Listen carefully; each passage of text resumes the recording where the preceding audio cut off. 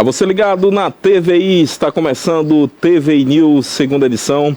Hoje é 25 de agosto de 2025, segunda-feira. Muito obrigado pela sua audiência, muito obrigado pela sua companhia diária, você que nos acompanha diariamente aqui, a nossa TVI, o nosso TVI News, segunda edição, hein? Eu sou Joab Paiva, até às 19 horas estarei aqui com muita informação para você de tudo que acontece na nossa região aqui do Cacau, nas demais regiões do Brasil, no Brasil e no mundo, fatos relevantes que acontecem aqui no Brasil e no mundo.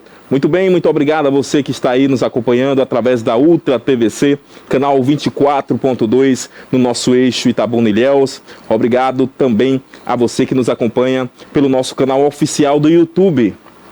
Isso mesmo, youtube.com/TVI Oficial, hein? Se você ainda não é inscrito, aperte já aí o botão de inscrição, inscreva-se já, bem como o nosso sininho, que estará lembrando aí no momento em que a nossa programação entrar no ar, para você ficar muito bem informado. A nossa programação, que é uma programação, como eu sempre gosto de dizer aqui, diversificada, uma programação de entretenimento, bem-estar, documentários, esporte e muito mais. E logicamente, de notícias para você. Durante o dia nós temos 5 horas de programação de noticiários ao vivo aqui, diretamente do nosso Alto das Comunicações, nos estúdios da nossa TVI. Pela manhã, o TVI News, primeira edição, apresentado pela Pérola Cordeiro e o Barbosa Filho, e logo depois, em sequência, o Denilton Santos com Alerta Cidade. E às 17 horas eu chego por aqui, trazendo um resumo de tudo que aconteceu durante o dia e muito mais para vocês, tá certo, gente? Vamos então aos destaques do dia de hoje, porque hoje temos muitas informações, inclusive informações que a população estava esperando, viu, Cássio? Informação que a população aqui, não só de Itabuna, de Ilhéus, da região, mas da Bahia, estava esperando, que é exatamente em relação ao triplo homicídio. Houve aí algumas novidades em relação a este crime bárbaro que acabou chocando a toda a nossa população aqui da nossa Bahia, e já vamos falar sobre esse assunto. Temos novidades sobre este caso aqui, mas antes eu não deixaria de lembrar, não poderia deixar de lembrar, melhor dizendo, do nosso canal do Instagram, isso mesmo, @TVI Play Oficial, viu, gente? @TVI Play Oficial. Então acesse lá e nos siga, porque eu tenho certeza que você também ficará, além de ficar muito bem informado, saberá aí os bastidores da nossa TVI. Mas vamos que vamos com informação, vamos aos destaques do dia de hoje. Aqui na cidade de Itabuna, um supermercado foi incendiado na madrugada deste domingo. Na madrugada deste domingo, no último domingo, o dia de ontem, exatamente, ontem, na madrugada de sábado para domingo, um supermercado foi totalmente incendiado. Falaremos também sobre a Síndrome de Lázaro. Você sabe o que é Síndrome de Lázaro? É isso mesmo, é exatamente o que aconteceu com um idoso aqui em Itabuna, que foi dado como morto, depois retornou à vida e infelizmente ele não resistiu e veio a óbito, desta vez não retornando, foi sepultado também no dia de ontem aqui na nossa cidade de Itabuna. Olha, algo curioso que aconteceu ao vivo com a colega nossa, também vamos falar aqui, de uma outra emissora aqui. Ela estava ao vivo no link quando entrou em trabalho de parto. Falaremos sobre esse assunto aqui. Repórter que entrou em trabalho de parto no dia de hoje, exatamente no dia de hoje, aqui na nossa cidade de Itabuna, hein? Indo para a cidade de Ilhéus, falaremos sobre o suspeito de chacina nas praias dos Milionários, que foi preso na cidade de Ilhéus e confessou participação no crime. Isso mesmo, ele confessou a participação no crime. Já você vai saber quem é esse indivíduo aí. Nós vamos mostrar a imagem dele, que acabou confessando este crime. Inclusive, ele já está no presídio. Agora de onde? De Itabuna, Segundo informações, ele já está aqui no presídio de Itabuna. Continuando aqui com os nossos destaques do dia de hoje, uma cidade aqui na Bahia completa 500 dias sem registrar homicídio. Que coisa boa, porque nós sempre falamos aqui de municípios que estão aí todos os dias praticamente registrando homicídios, a crescente da violência. Mas aqui na Bahia, de fato, nós temos um município que completou exatos 500 dias sem registro de nenhum homicídio, e essa, com certeza, é uma notícia excelente, hein? Olha, mas infelizmente, ao mesmo tempo que nós falamos dessa que está aí há 500 dias, o crime não tem parado nas outras localidades, porque aqui na nossa vizinha cidade de Ilhéus, um homem foi assassinado exatamente no Joia, na localidade conhecida como Joia do Atlântico, aqui na vizinha cidade de Ilhéus. Falaremos também sobre um idoso que passou mal em motel. Observem bem essa notícia aí. O idoso que acabou passando mal em um motel com 4 mulheres. Exatamente. E aí precisou ser socorrido às pressas, viu, Ivan? Precisou ser socorrido às pressas por lá. É um caso que, se não fosse trágico, seria cômico, né? Mas esse idoso acabou aí passando mal. Ele estava exatamente com 4 mulheres. É brincadeira uma situação como essa? Daqui a pouco aqui também no nosso TV News, segunda edição. Além de mais, vamos falar também sobre um homem que foi preso no Pernambuco, acusado de ameaçar o youtuber Felca. Isso mesmo, lembra que eu falei aqui que teríamos um desdobramento em relação a essa questão do Felca? Um homem, ele acabou sendo preso no Pernambuco, exatamente acusado de ameaçar, então, o youtuber Felca. Para quem não lembra, o Felca, ele que fez uma denúncia recente aí sobre a adultização de crianças nas redes sociais e tem dado o que falar, hein? Essas e muito mais informações vocês acompanham a partir de agora aqui no nosso TV News, segunda edição. Falaremos também na nossa sala de entrevistas hoje sobre o programa Lidere. Você que tem aí o dom da liderança, né? Muita atenção para este assunto do dia de hoje. Daqui a pouquinho estaremos falando sobre este assunto. É um programa legal aqui para que você esteja participando. Estará conosco o Silvio Rogério, ele que é do Sebrae, estará falando sobre este assunto que é muito importante. Daqui a pouquinho você não saia daí. Eu vou a um break e já que eu retorno, não saia, volto a dizer, não saia daí, senão você vai perder, tá bom? Volto já já. Era uma vez, em terras próximas e terras distantes, eu embarquei em uma dura jornada. Eu cruzei as estradas menos percorridas. Eu voei para muito além das montanhas. Ele curou uma mãe e seu filho. Ele subiu até as nuvens. Ele respirou fogo. Ela lutou contra criaturas cruéis. Ela vestiu sua armadura brilhante. Ela enfrentou os gigantes do império. Stop bombing health workers. Stop bombing patients. Ela ofereceu o elixir da vida. Ela ensinou palavras encantadas. Eles gritaram sua indignação. Where is the human rights? This is not camp, this is prison. Eles tomaram poções mágicas. Eles aprenderam a andar. Eles se perderam no caminho. Nós os encontramos entre o mar e as estrelas.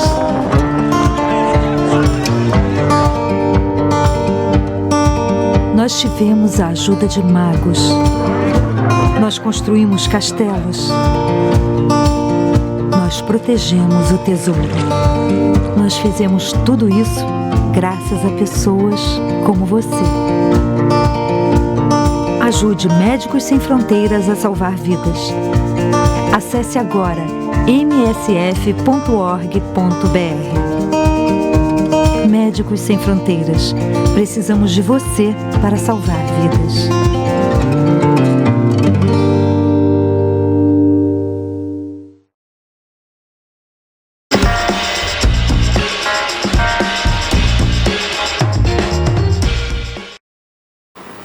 Muito bem, estamos de volta com o nosso TV News, segunda edição, com muita informação para você, hein? Informação não para até às 19 horas, a partir de agora. Vamos então de notícias. Aqui na cidade de Itabuna, um supermercado, infelizmente, foi incendiado. Isso aconteceu na madrugada do sábado para o domingo, na madrugada deste domingo, do dia de ontem, hein? O mercado chamado de Mercado Brasil, localizado aí no bairro Califórnia, foi totalmente tomado pelas chamas, hein? Bairro Califórnia, aqui em Itabuna, acabou pegando fogo na madrugada deste domingo. As chamas se espalharam rapidamente pelo local, né?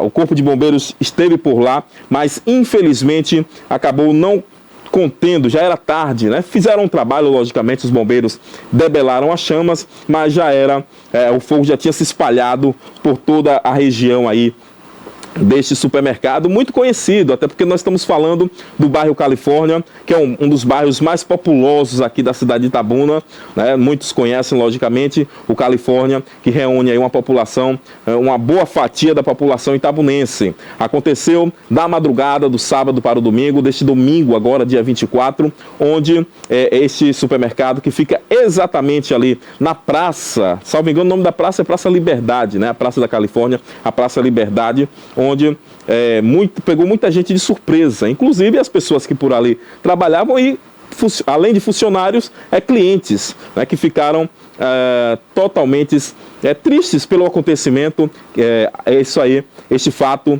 que na madrugada do sábado para o domingo veio a acontecer, destruiu totalmente, viu gente? Destruiu totalmente aí toda a mercadoria contida dentro deste supermercado, o Supermercado Brasil, exatamente na Praça da Califórnia. Fala feira, hein? Por falar em Feira da Califórnia, a feira já está passando pela reforma, não é isso, Ivan? A feira já está passando pela reforma, nós tivemos aquele episódio na semana passada, mas o fato é que a feira já está sendo reformada aí também no bairro Califórnia, tá certo? Enquanto isso, eles estão ali do lado de fora provisoriamente, os feirantes, né? Eu queria até saber como está a situação dos feirantes também do bairro Califórnia. Muito se fala dos feirantes de São Caetano e tal, mas é interessante também sabermos como está a situação dos feirantes da Califórnia, né, no sentido de informarmos aqui e, logicamente, estar sempre cobrando das autoridades, apesar que esta cobrança é uma cobrança no sentido positivo, porque nós sabemos que esta população aí, por muitos anos, não tinha melhorias nesta área da feira, e agora terá essa intervenção, né? Mas o fato e a notícia é que na madrugada deste domingo, esse supermercado aí, o Supermercado Brasil, na Praça da Califórnia, acabou sendo destruído pelas chamas. Infelizmente, o Corpo de Bombeiros não conseguiu salvar, né, boa parte aí, pelo contrário, toda a mercadoria, todo o supermercado foi então tomado por essas chamas, o que nós lamentamos muito, né? Nós sabemos que as pessoas, os empresários, muitas vezes com muito suor, com muito trabalho, né, conquistam aí e conseguem até mesmo empregar pessoas, e desta vez teve então que se deparou então com a situação como essa, que é da noite para o dia ter o seu negócio tomado pelas chamas. Logicamente que isso acaba reverberando em desempregos, né? Até que venha a se reerguer, acaba reverberando em desempregos, enfim, em diversas outras situações. O que nós desejamos é que dentro em breve este empresário ou empresária, dono desse supermercado aí, possa se reerguer, né? E possa assim ter então o seu supermercado de volta, possa então empregar pessoas novamente, tá bom? É o que nós desejamos aqui para vocês. Mas tá aí o fato, aconteceu, volto a dizer, na madrugada deste domingo aqui em Itabuna, bairro da Califórnia, hein? Vamos seguindo por aqui, Cássio, vamos seguindo por aqui, porque ainda aqui em Itabuna, eu acredito que vocês se lembram de um caso que aconteceu na semana passada, onde um senhor acabou morrendo, o médico acabou dando no laudo de morto, né, para esse senhor, e ele logo depois de cerca de 1h30, retornou à vida. É a chamada síndrome de Lázaro, isso mesmo. O fato é que este senhor que tinha retornado, desta vez acabou de fato morrendo, né? Infelizmente não retornando mais. Ele foi sepultado no dia de ontem, aqui também na cidade de Itabuna. O Damião José dos Santos, de 71 anos, ele sepultado neste domingo, como eu disse aqui, no cemitério Campo Santo, aqui na nossa cidade de Itabuna, hein? O caso inusitado acabou chamando a atenção da comunidade local e acabou ganhando repercussão nacional, hein? Onde o homem que estava internado no hospital de base para tratar de uma pneumonia, ele teve então o seu óbito confirmado pelos médicos, isso na sexta-feira da semana passada, né? Sexta-feira, dia 15. Após todos os trâmites para o velório e sepultamento, ele então surpreendentemente apresentou sinais vitais e foi então reanimado. Esse fenômeno, segundo a ciência, né, que é um fenômeno raro, chama-se de síndrome de Lázaro. Né? O Damião, que era servidor público federal e tinha aí um irmão gêmeo por nome de Cosme, né? Ele foi declarado morto enquanto estava 100% de ventilação mecânica, né? Ele estava dependendo da ventilação mecânica 100%. Ele permaneceu aí como eu já disse aqui, por cerca de mais de 1 hora e logo depois retornou, né? Após voltar, e aí é onde entra o que aconteceu depois dessa volta do Damião. Após essa volta, ele permaneceu internado para observação médica e, no entanto, no último sábado, dia 23, a sua morte foi novamente confirmada e dessa vez de forma definitiva, né? Para a tristeza, logicamente, da família. O velório e o sepultamento, então, contaram com grande presença da comunidade. O caso foi discutido, né? Inclusive com médicos que entendem do assunto, né, que explicou que é um fenômeno raro de acontecer, mas que de fato acontece, e daí a importância, viu, Ivan? Daí a importância do velório. Por isso que se tem velório, gente, porque de fato este é um fenômeno que aconteceu aqui e que é raro de acontecer, mas acontece. Né? No período mesmo da Covid, aconteceu de muita gente, né, foi morta, ter tido seu óbito ali assinado, logicamente, mas sem velório, não podia ter velório e as pessoas já iam logo para o sepultamento. Mas o fato a importância do velório é exatamente por conta disso. Pode acontecer um fenômeno como esse, da pessoa estar ali dada como morta, não tem mais sinais vitais nenhum e depois retornar. É de fato a síndrome de Lázaro, né? Aí você pergunta, por que síndrome de Lázaro? É exatamente, faz referência aí a figura bíblica de Lázaro, né? Para quem não sabe a história do Lázaro que era amigo de Jesus ali e morreu.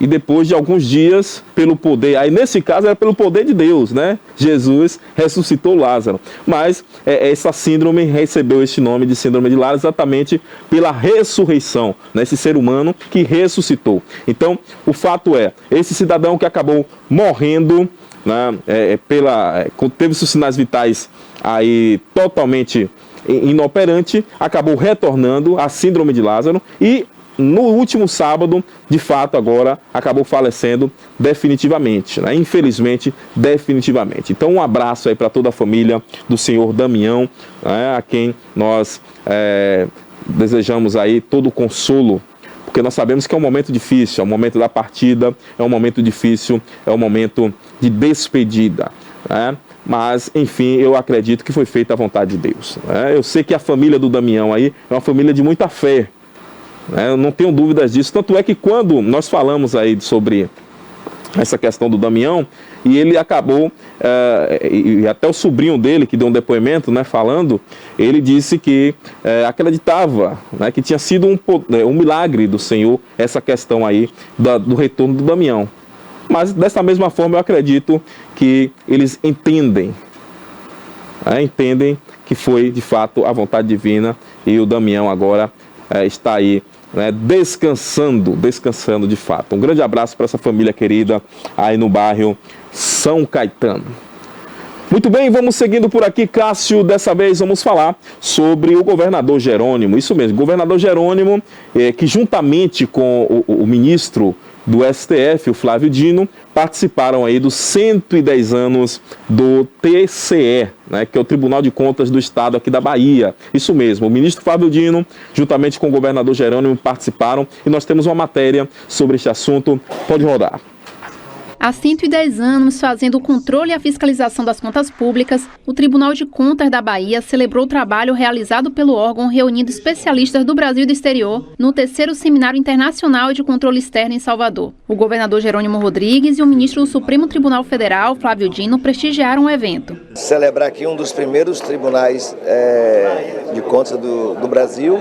Eu vim participar da celebração da história e, naturalmente, me aperceber sobre o que há de inovação. Motivo de muito orgulho, né? São 11 décadas e avançando cada dia mais para aproximar dos gestores e da sociedade baiana. Flávio Dino falou sobre segurança jurídica e responsabilidade fiscal em palestra de encerramento do seminário e recebeu o título de cidadão baiano pela Assembleia Legislativa da Bahia. Essa palavra de agradecimento ao povo da Bahia, aos poderes, às instituições da Bahia, e recebo esse título num dia muito importante, que são os 110 anos do Tribunal de Contas, um dos tribunais mais antigos do Brasil. Tá aí, né? Tá aí essa informação. O governador Jerônimo, juntamente com o ministro Flávio Dino, participaram, então, dessas comemorações dos 110 anos do TCE, que é esse órgão importante, viu? O Tribunal de Contas do Estado, que é exatamente que faz esta avaliação das contas, como o nome já está dizendo, né? Do próprio Estado, e, logicamente, dá um parecer. É um órgão que acaba auxiliando a Assembleia Legislativa, inclusive nas votações de aprovação ou não, né? E toda a apreciação das contas do Executivo estadual. Mas o fato é um dos mais antigos, como o próprio governador disse aí em sua fala, é um dos mais antigos do nosso Brasil, é exatamente o Tribunal de Contas do Estado, que acaba dando uma segurança para toda a nossa população no que diz respeito ao trato das contas públicas. Lembrando também, e aí o próprio Flávio Dino recebeu uma homenagem, né? Que homenagem foi essa? Ele agora é cidadão baiano também. O Flávio Dino, que já foi governador aí, salvo engano, do Maranhão, né? Hoje ele foi eleito senador da República e logo depois se licenciou, agora ministro licenciou não, na verdade ele teve que abrir mão, né, do Senado. Ele foi ministro de Justiça também antes, né, Ivan? Bem lembrado, bem lembrado. Então vamos lá. É governador do Maranhão, ministro de Justiça desse governo aí do Lula, não é isso? E logo depois, então, ele foi eleito. Foi senador da República. Foi eleito senador da República, se licenciou para o Ministério da Justiça e logo depois foi indicado para assumir como ministro do STF, cargo este que ele está até o dia de hoje. Nós sabemos que ministro do STF é aí agora, só depois da aposentadoria. Mas o fato ele também estava presente exatamente no ensejo aí. Foi então outorgada esta comenda 2 de julho, o título de cidadão baiano, o título de cidadão baiano para o Flávio Dino. Na verdade, não é a comenda também, né, Ivan?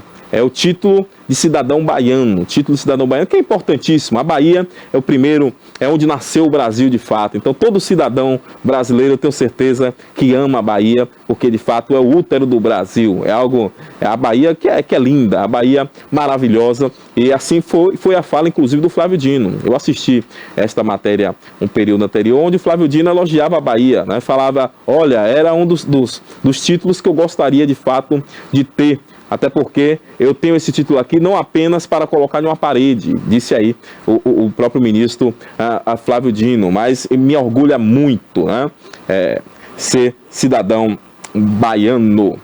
Vamos seguindo por aqui, desta vez falar de uma curiosidade, algo que chamou a atenção de muitos no dia de hoje, ao vivo. A nossa colega, a Mari Barros, ela que é colega de uma emissora aqui nossa de Itabuna, acabou entrando em trabalho de parto.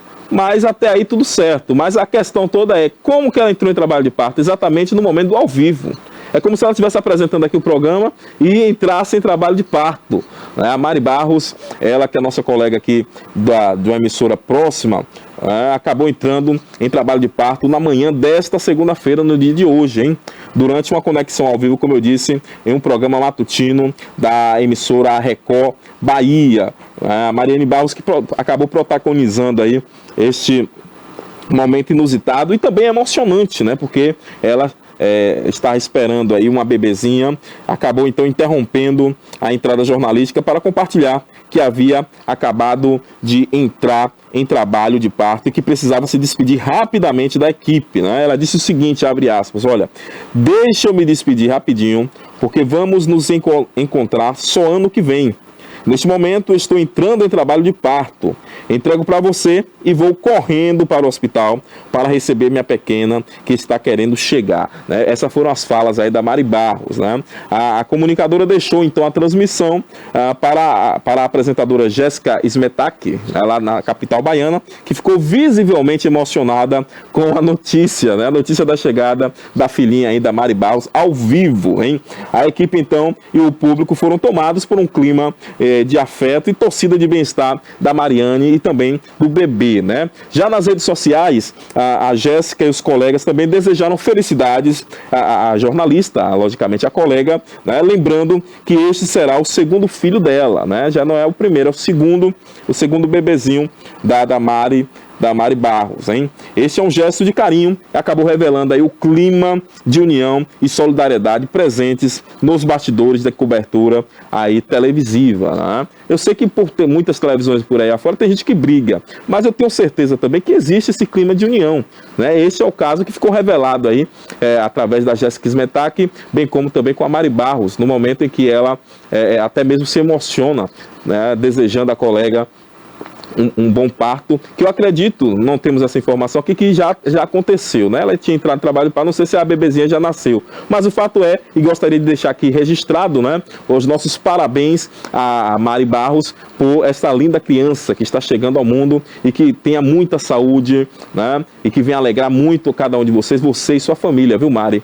Não só você, como o papai, bem como também a vovó. Eu me lembro muito bem, e eu sei disso, eu quero mandar até um abraço aqui, porque eu gosto muito de honrar os meus professores. A mãe, a vovozinha dessa bebê, que é a mãe da Mari Barros, foi minha professora de matemática. Isso mesmo, a Edilene foi minha professora de matemática lá no antigo CISO. Um beijão também para a professora Edilene, que eu tenho certeza que nesse momento está muito feliz pela chegada da nova netinha, hein? Então aconteceu no dia de hoje, aqui na cidade de Itabuna, ela entrou em trabalho de parto ao vivo. É isso mesmo, pegou, olha, eu tenho que passar aqui para vocês, porque eu estou entrando em trabalho de parto. E isso de forma ao vivo. Rapaz, não é brincadeira não, mas fatos que acontecem aí na profissão do jornalista, né? Tá aí essa informação acontecida no dia de hoje aqui em Itabuna.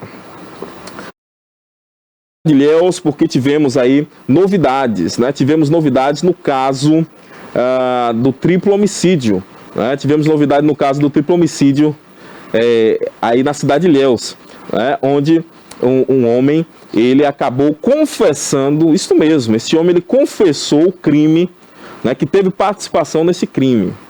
O fato é, e o que tem levantado muitos burburinhos, é de que apenas eu acho que a polícia vai responder isso aí, né? A polícia deve responder isso aí, porque foram 3 mulheres, né, assassinadas brutalmente, e até então esse cidadão que acabou confessando. Logicamente que eu sei que a polícia só se pronuncia no momento correto para não atrapalhar as investigações, e dentro em breve ela vai dizer, né, se de fato foi apenas ou não. Mas eu vi muita gente aí nos comentários dizendo, né, rapaz, apenas não é possível, será que a gente vai acreditar mesmo nessa situação aí, que um homem apenas conseguiu conter 3 mulheres, no momento, principalmente no sentido que ele utilizou arma branca, não foi arma de fogo? Não é possível que no momento ali em que ele atacava a outra não conseguia correr, enfim, né? Eu particular, aí é uma questão particular, cada um entende da forma que acha. Eu acredito que o cidadão aí pode ter sim praticado de forma sozinha. É uma possibilidade. Logicamente que a polícia irá trazer a resposta. Se houve ou não, se há ou não essa possibilidade, se confirma o que ele falou. Olha aí, inclusive imagens desse que foi preso hoje, né? Coloca essa imagem de novo, juntamente com outro comparsa lá. Nós nem sabemos quem de fato é, mas que ficava exatamente, segundo informações, no local onde foram achados os corpos. Ele é um dos frequentadores aí desse local onde foram achados os corpos destas mulheres, né?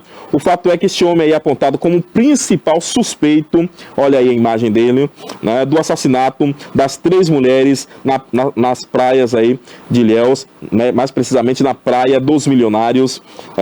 Ele foi preso na noite de domingo, foi preso na noite de ontem, e durante o interrogatório ele acabou então admitindo a participação no crime, que acabou chocando toda a cidade, hein?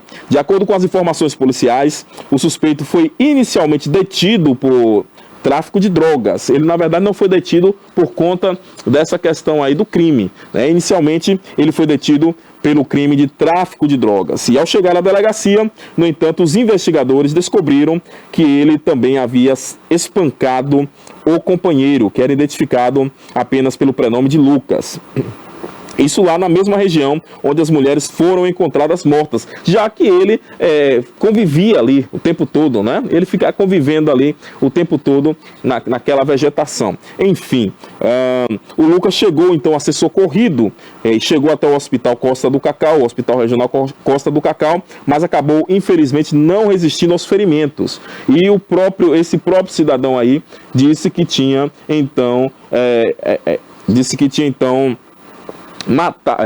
melhor dizendo, tinha desferido golpes contra o próprio companheiro, né? Ainda durante o depoimento, o homem cujo nome não foi divulgado acabou confessando não apenas a agressão contra o Lucas, mas também o envolvimento direto no assassinato das 3 vítimas, que é a Alexandra Suzarte, de 45 anos, bem como a Maria Helena Bastos, de 41, e a sua filha, a Mariana Bastos, de 20 anos. Hein? Elas foram, como todos acreditam, já é conhecimento da maioria do público, foram brutalmente mortas, isso enquanto estavam caminhando pela orla, aí acompanhadas do cachorrinho, né? E que foi então resgatado com vida. O único que ficou com vida foi o cachorrinho, que também sofreu, viu, gente?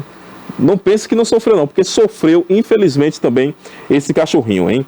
O crime foi registrado aí há uma semana, né, e gerou uma grande comoção, não só aqui na nossa região, mas também em todo o país. Acabou mobilizando aí polícias em uma operação intensa de investigação. E até o momento, a polícia não detalhou, então, as circunstâncias da prisão, nem também confirmou se há outras pessoas que participaram deste crime, se outras pessoas também estão envolvidas nessa que nós podemos chamar de chacina, dessa terrível chacina, hein? Esse suspeito, então, deverá ser transferido para o Conjunto Penal de Itabuna. Na verdade, isso já aconteceu. Nós já temos, inclusive, imagens desse suspeito que chegou já aqui na cidade de Itabuna, já está aí no Conjunto Penal em Itabuna, Bahia, Brasil, aqui na nossa cidade, né? Na verdade, eu queria até saber o porquê que veio para Itabuna. O porquê que veio para Itabuna, já que o crime foi cometido em Ilhéus. Isso aí a polícia com certeza vai nos detalhar. Mas o fato é, esse cidadão que você vê a imagem aí, coloca por gentileza, Cássio, mais uma vez em tela cheia. Esse daí que você vê na imagem, na tela cheia aí, ele acabou então confessando ter participado deste crime. Como é que ele já foi preso, Joab? Ele já foi preso exatamente por outro crime que ele havia cometido. Foi preso por tráfico de drogas. E aí, chegando lá, ele acabou confessando que tinha espancado o companheiro que anda com ele aí, que ficava com ele exatamente naquela área onde as mulheres foram achadas. E também, e logo depois esse companheiro acabou vindo a óbito no Hospital Costa do Cacau. E também dentro desse mesmo depoimento, ele chegou e acabou confessando para a polícia de que havia então participado desse crime. Segundo informações de alguns colegas de imprensa, diz que ele no depoimento fala que agiu sozinho, o que leva muita gente à descrença. Será? Como é que um cidadão desse agiu sozinho? Como eu disse agora há pouco, agiu sozinho, conseguiu mobilizar as 3 mulheres. Mas é uma possibilidade. Como assim, João? No momento em que ele golpeou, um a outro tentou, pode ter acontecido isso, tentou salvar a amiga, não fugiu na hora, tentou salvar, entrar em luta corporal. E nós sabemos que isso também é possível. Apesar de ser uma possibilidade mais remota, mais difícil, mas é uma possibilidade também possível. E, logicamente, volto a dizer, quem nos dirá isso, se ele agiu sozinho ou não, é a investigação da polícia a partir de agora. Agora também algo que nos deixa intrigado é que no final da semana passada, a própria polícia acabou divulgando um vídeo onde apareciam 3 indivíduos em situação que também eram suspeitos. E aí a polícia divulgou, falou, esses 3 indivíduos aqui são suspeitos de participarem do crime, já que eles estavam ali naquele momento passando por lá. Aí agora a polícia divulgou, no dia de hoje, exatamente esta informação desse cidadão que acabou confessando a participação. né? As informações ainda estão um pouco confusas. Eu sei que a população quer uma resposta e isso, logicamente, a polícia dará, né? Mas, por outro lado, também nós temos que ter cautela para que nós não atrapalhemos as investigações da polícia.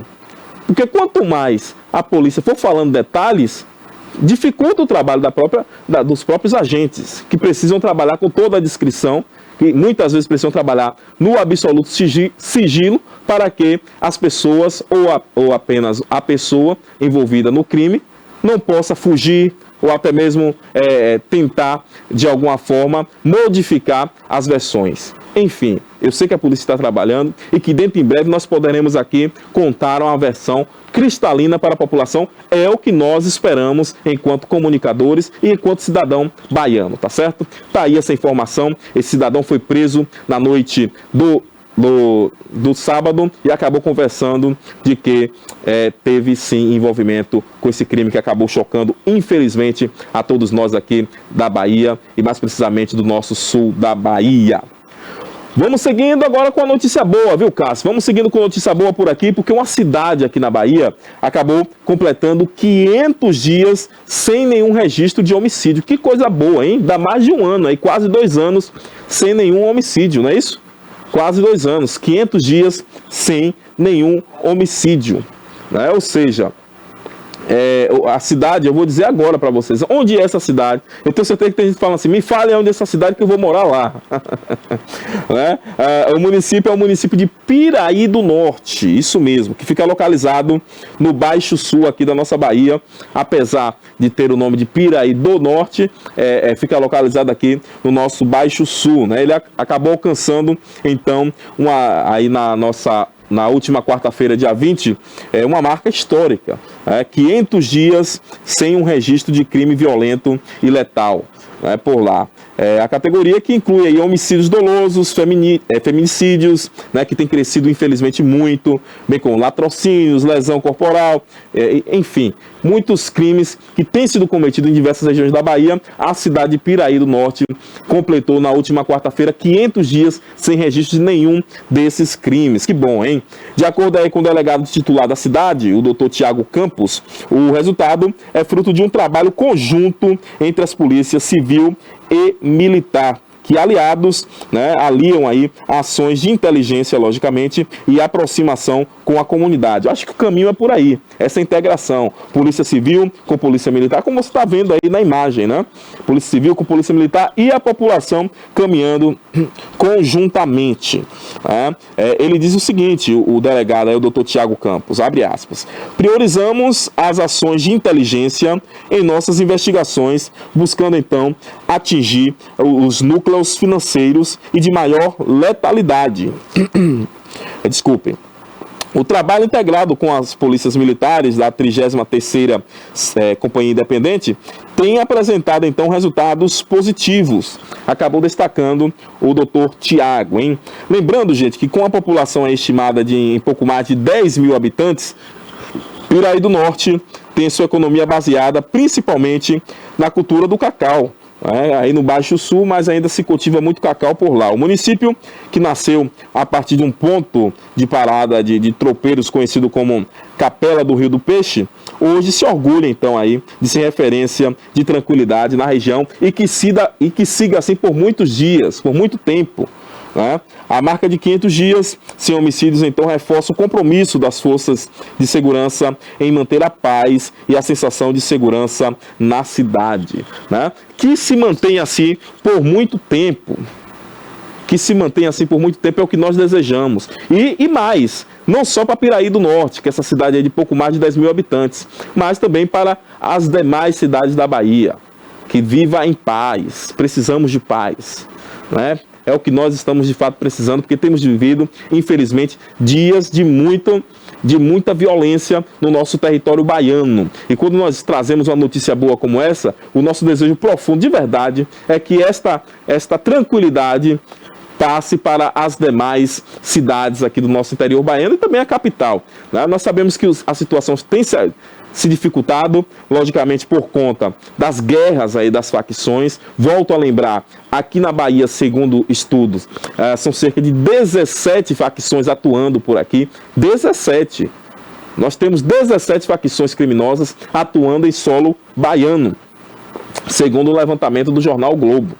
É o que coloca a Bahia aí como a número 1 nesse sentido. A Bahia é o estado que tem mais facções criminosas atuando em seu território, o que acaba também dificultando, logicamente, e elevando os níveis de violência, até porque essa questão das brigas das facções criminosas acaba tendo muito crime, né? Muita questão de assalto, enfim. E pessoas que não tem nada a ver com a história, né, Ivan? Que acabam até, muitas vezes, pagando preço, e pagando muito caro, muitas vezes pagando até com a própria vida. É o que nós temos visto aqui. Mas então, desejamos, voltando à nossa pauta, desejamos que essa paz reine nos 4 cantos da nossa Bahia.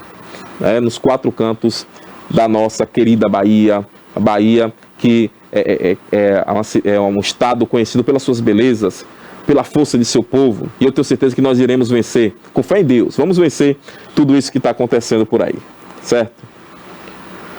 Vamos seguindo por aqui com mais informações. Na verdade, eu vou fazer o seguinte, Ivan, eu ia falando aqui da informação, mas nós traremos essa informação logo depois do nosso break, tá certo? Nós vamos a um break e já nós retornamos com mais informação para você. Lembrando que daqui a pouco nós estaremos também conversando com o Silvio Rogério, ele que é do Sebrae, estará falando de um programa muito interessante aí para você que gosta da área do empreendedorismo, você que é líder, que é o Lidere. Já já você saberá o que de fato é este programa do Sebrae, o Lidere. Não saia daí, eu volto já já. Entretenimento, memória e poesia. Defesa do consumidor. Comportamento. Utilidade pública. Musical. Direitos e inclusão. Tecnologia. Notícias. Política. Opinião. É TV cabo, é streaming, é YouTube, é Instagram, é Facebook. É o início de um novo caminho. É você seguindo, é você assistindo. Somos a TVI. Há 20 anos contando sua história. Em 2005, a TVI se tornou a primeira emissora de TV por assinatura fora do eixo Rio-São Paulo, transmitida pela operadora TV Cabo para mais de 40 mil espectadores em Itabuna e Ilhéus. Com uma programação 24 horas no ar, a TVI chegou a fazer 6 horas de programação local diária ao vivo, revelando talentos para a televisão baiana. Inserida na Lei do Cabo, a TVI passou a integrar o seleto grupo de TVs com programação qualificada junto à Ancine e contribui com a capacitação do mercado audiovisual da Bahia para a captação de recursos para a produção de minisséries, reality shows, documentários e outros produtos de entretenimento para as mais variadas plataformas. Equipada com estúdios de áudio e vídeo e modernas ilhas de edição, a TVI também está preparada para trabalhar no jornalismo factual local, inclusive utilizando sua unidade móvel SDNG. Passando agora por uma reestruturação, a ação programadora detentora do canal TVI se prepara para transformar o sul da Bahia em um polo de teledramaturgia, movimentando o mercado do audiovisual da Bahia. TVI é da Bahia, é da gente.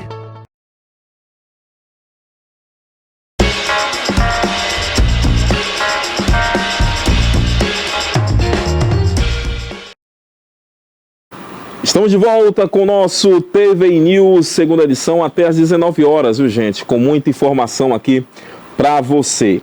Infelizmente, eu falei agora há pouco da cidade de Piraí do Norte, que completou 500 dias sem nenhum crime. Aí agora a gente já retorna trazendo, infelizmente, notícias de assassinato. né? É a realidade de fato, e desta vez lá no Joia, aqui na nossa vizinha cidade de Ilhéus, hein? Infelizmente Ilhéus tem se destacado aí nesse quesito da crescente da violência, né? Na manhã do dia de hoje, um homicídio foi então registrado no bairro Joia do Atlântico, exatamente lá na zona norte da cidade ilhéense, né? O crime ocorreu na rua 43, onde então o corpo de um jovem que foi identificado apenas como David foi então encontrado, hein? A idade da vítima ainda não foi então informada e equipes das polícias foram então acionadas e acabaram então isolando a área, bem como o início aí do procedimento de perícia, né?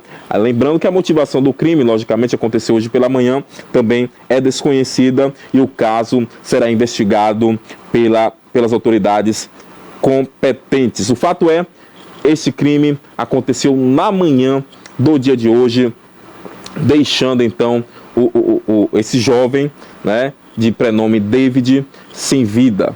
É a nossa juventude, infelizmente, que tem ido, né, tem se dissipado nessa violência, né? Muitas vezes nós não temos informação assim, aqui se tinha de fato envolvimento com a criminalidade, mas os números, né, não estou dizendo especificamente desse caso, mas os números têm mostrado que a maioria dos jovens que têm morrido de morte violenta, tiro, arma branca, enfim, tem, né, alguma ligação, neste caso, com o crime. Lamentavelmente, está aí o registro desta morte que aconteceu na cidade de Ilhéus, mais precisamente na zona norte da cidade de Ilhéus.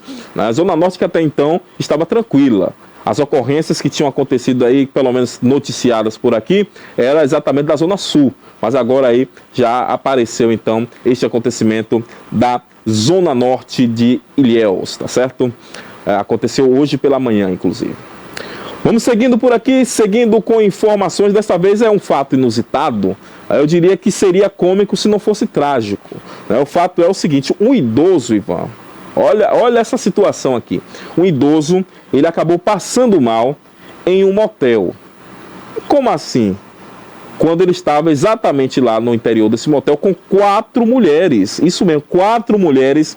Esse idoso estava com 4 mulheres dentro do quarto do motel e acabou passando mal, né? Ele, logicamente, foi socorrido aí às pressas pelo serviço do SAMU, hein? Este idoso de 71 anos precisou, então, desse atendimento médico emergencial. Isso, logicamente, após passar mal dentro de um motel. Isso aconteceu na cidade de Ourinhos, no interior de São Paulo. Isso na noite da última quarta-feira da semana passada. Esse fato está chegando aqui porque de fato é inusitado, né? Um idoso de 71 anos. Segundo informações aí preliminares, o homem estava acompanhado de 4 mulheres quando então sofreu este mal súbito, né? O Serviço Móvel de Urgência, o SAMU, foi então acionado e acabou então realizando os primeiros socorros ainda no local, ou seja, no interior deste motel onde se encontrava este idoso de 71 anos, juntamente com essas 4 mulheres, né? Bem provavelmente, não se diz aqui na matéria, ele pode ter feito uso desses medicamentos, né? Esses medicamentos aí que todo mundo já sabe, já conhece, enfim, não preciso ficar falando aqui qual medicamento é, mas esses medicamentos que ajudam, então, aí no desempenho sexual. O que nós aqui, enquanto comunicadores, não fazemos, né? Totalmente repudiamos, não é bem a palavra repudiamos, mas não aconselhamos, melhor dizendo, que ninguém faça uso desse tipo de medicamentos, porque o resultado pode ser esse aí, né? Um ataque cardíaco, enfim, né? Que pode levar inclusive até a morte, porque caso esse cidadão não fosse atendido a tempo pelos nossos guerreiros e guerreiras do SAMU, nós poderíamos estar aqui dando a notícia da morte desse idoso. Então, volto a dizer, aconselhamos o quê? Cada um vai dar conta da sua. Se você quer ir com 4, com 5, com 6, com 10 para lá, vá. Certo? Se quiser ir, vá. Agora, logicamente, né, nós não sabemos que isso aí trará consequências, e consequências não muito boas. Até porque nós sabemos, né, que ele vai precisar fazer um uso de algum medicamento, alguma coisa, para poder ajudar. E aí, na hora que faz o uso desse medicamento, acaba então passando mal. Essa é a realidade. Eu tenho certeza que esse idoso aí não está sozinho nesse caso. Muitas outras... Eu já vi casos de idosos que chegaram até a morrer, viu, Cássio? Por fazer uso de medicamentos aí para ajudar no desempenho sexual e acabaram perdendo a vida nessa brincadeira. O fato é, este idoso no interior de São Paulo, é um fato até inusitado. Eu sei que tem muita gente sorrindo aí, né? Tem muita gente rindo da situação. O idoso de 71 anos com 4 mulheres dentro de um motel. Acabou passando mal o cidadão. Tá aí esta informação, hein? Vamos seguindo, Cássio. Mais informações por aqui, porque aqui na cidade de Itabuna, um corpo de um homem foi encontrado, viu? Onde foi encontrado? Exatamente na zona rural, aqui na estrada de Mutuns. Para quem conhece, inclusive um abraço aí para todos os moradores da zona rural de Itabuna, o pessoal de Mutuns, o pessoal da Roça do Povo, outras localidades por aqui, né? Itamaracá, enfim, são muitas localidades aqui em Itabuna, zona rural, que também nos acompanham, e nosso abraço para vocês, hein? O corpo deste homem, então, foi encontrado na tarde do dia de hoje. Aconteceu no dia de hoje, aí na estrada de Mutuns, como nós dissemos aqui, zona rural da nossa cidade de Itabuna, hein? De acordo com informações aí de populares que avistaram então a vítima em um trecho conhecido como Ladeira do Bambu, às margens da via. O pessoal localizou aí, o pessoal ia passando por essa estrada e acabou então localizando este corpo desse cidadão na via, né?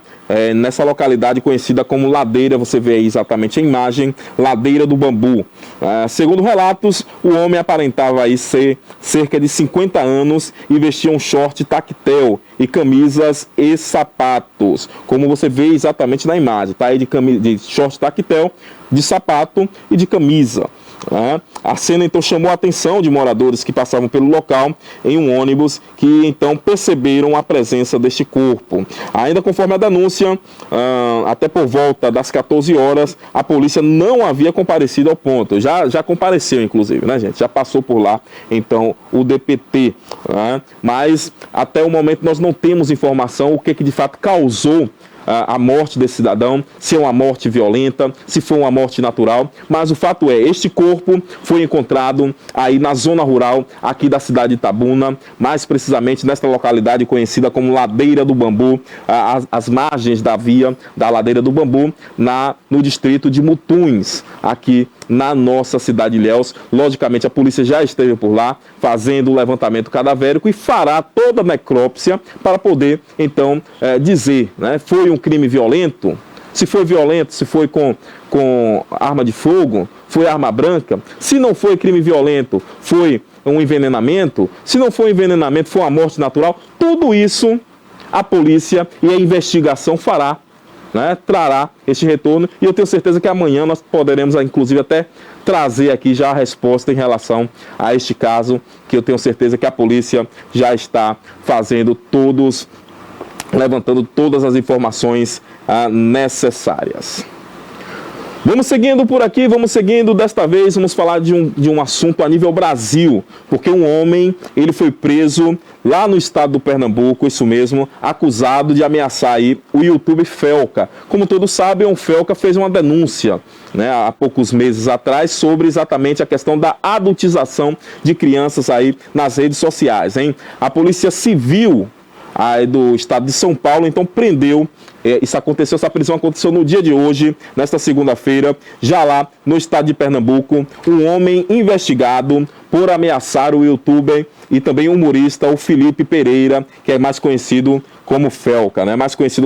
A prisão então ocorreu após a decisão do Tribunal de Justiça de São Paulo, que foi expedida aí em caráter de urgência, isso mesmo. Até porque o Felca, ele já vinha anunciando aí que estava recebendo essas denúncias, né? Esse caráter de urgência que foi então expedido desde o último dia 17 de agosto. O influenciador havia então solicitado ao Google Brasil a quebra do sigilo de dados de um e-mail que estava sendo usado para enviar mensagens de ameaça. Inclusive nós trouxemos essa informação aqui, né, que ele solicitou então a justiça concedeu esta quebra do sigilo, né, e o Google teve então que mostraram os dados desse cidadão que estava aí importunando e, para além de importunando, né, estava ameaçando então a vida do Felipe Pereira, mais conhecido como Felca, né? A justiça então determinou que a empresa entregasse em 24 horas e as informações de identificação deste usuário,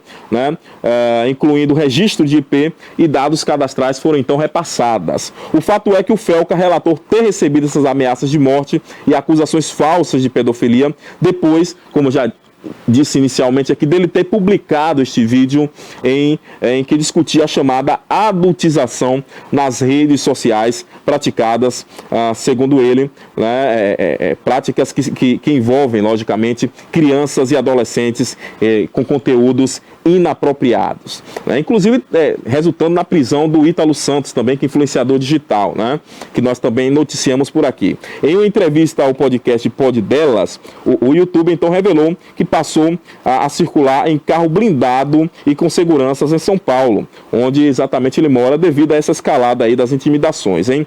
O Felca ganhou visibilidade nos últimos anos por se posicionar contra influenciadores que promovem apostas esportivas online, as chamadas bets, né? Mas recentemente ele acabou voltando aí a repercutir com o vídeo de adultização, no qual denunciou, como eu disse aqui, o influenciador paraibano, o Ítalo Santos, por suposta exploração de menores, e alertou então para os riscos, né, desta exposição precoce nas redes sociais. Eu tenho certeza que todo mundo que mexe com um assunto como esse acaba sofrendo essas retaliações.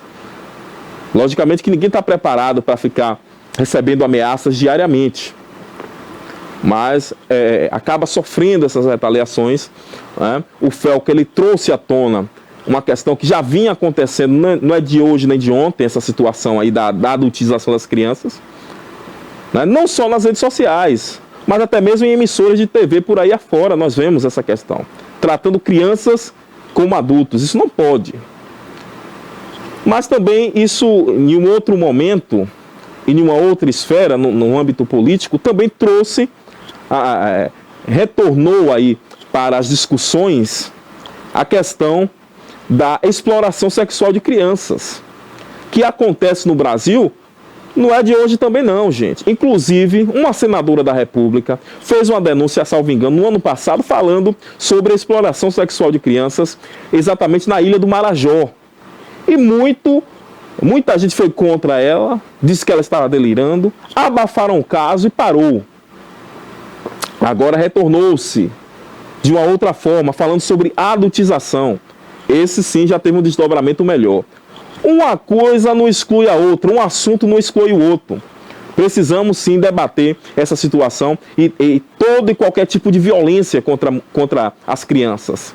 Seja esta violência sexual, que foi o caso que a senadora então debateu, ou até mesmo a questão do uso de imagens indevidas. O fato é, ambos que fizeram as denúncias precisam estar aí segurados enquanto cidadãos. Eles têm o direito de denunciar, a Constituição garante esse direito, e eu tenho certeza que o poder público e a polícia precisam então garantir esse direito para eles. Mas o fato é que a polícia tem garantido. Prova disso é que este homem foi preso no dia de hoje, este homem que, segundo a polícia, estava então ameaçando o Felca. E o engraçado de tudo isso, Ivan, é que muitos deles pensam que não vão ser descobertos, porque as denúncias, a ameaça, ela estava sendo feita de forma online. Ele estava mandando e-mails, né, achando que não ia ser descoberto. Pelo contrário, a justiça determinou então a quebra do sigilo, já se sabe quem foi, e o resultado: foi preso na manhã de hoje esse cidadão aí que, segundo informações, foi preso no estado do Pernambuco, acusado exatamente de ameaçar o Felipe Pereira, que é mais conhecido como Felca. Tá aí para vocês. Vamos seguindo de informação, a informação por aqui não para, hein? Lembrando, daqui a pouco nós temos um bate-papo aqui com o Silvio Rogério, ele que é analista lá do Sebrae, estará conversando conosco sobre um projeto, um assunto muito interessante, que é o Lidere.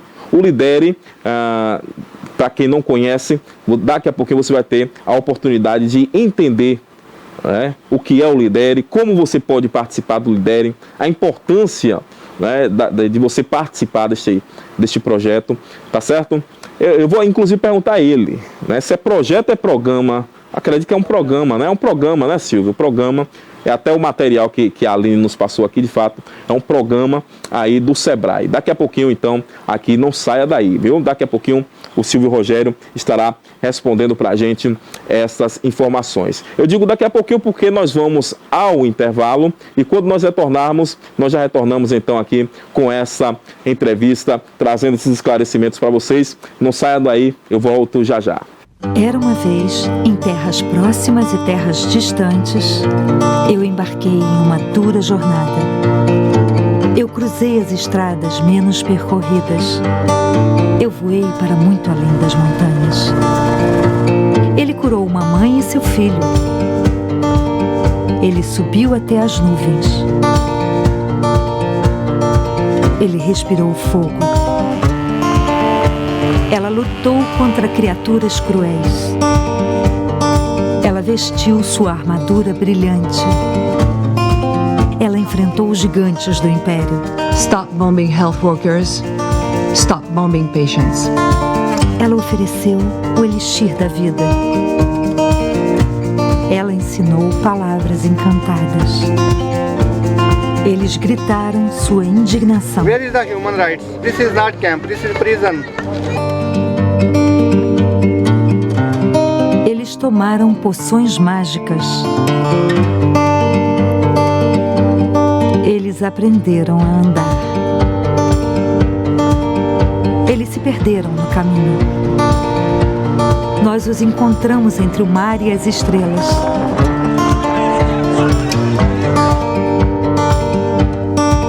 Nós tivemos a ajuda de magos. Nós construímos castelos. Nós protegemos o tesouro. Nós fizemos tudo isso graças a pessoas como você. Ajude Médicos Sem Fronteiras a salvar vidas. Acesse agora msf.org.br. Médicos Sem Fronteiras. Precisamos de você para salvar vidas. Entretenimento, memória e poesia. Defesa do consumidor. Comportamento. Utilidade pública. Musical. Direitos e inclusão. Tecnologia. Notícias. Política. Opinião. É TV cabo, é streaming, é YouTube, é Instagram, é Facebook. É o início de um novo caminho. É você seguindo, é você assistindo. Somos a TVI. Há 20 anos contando sua história.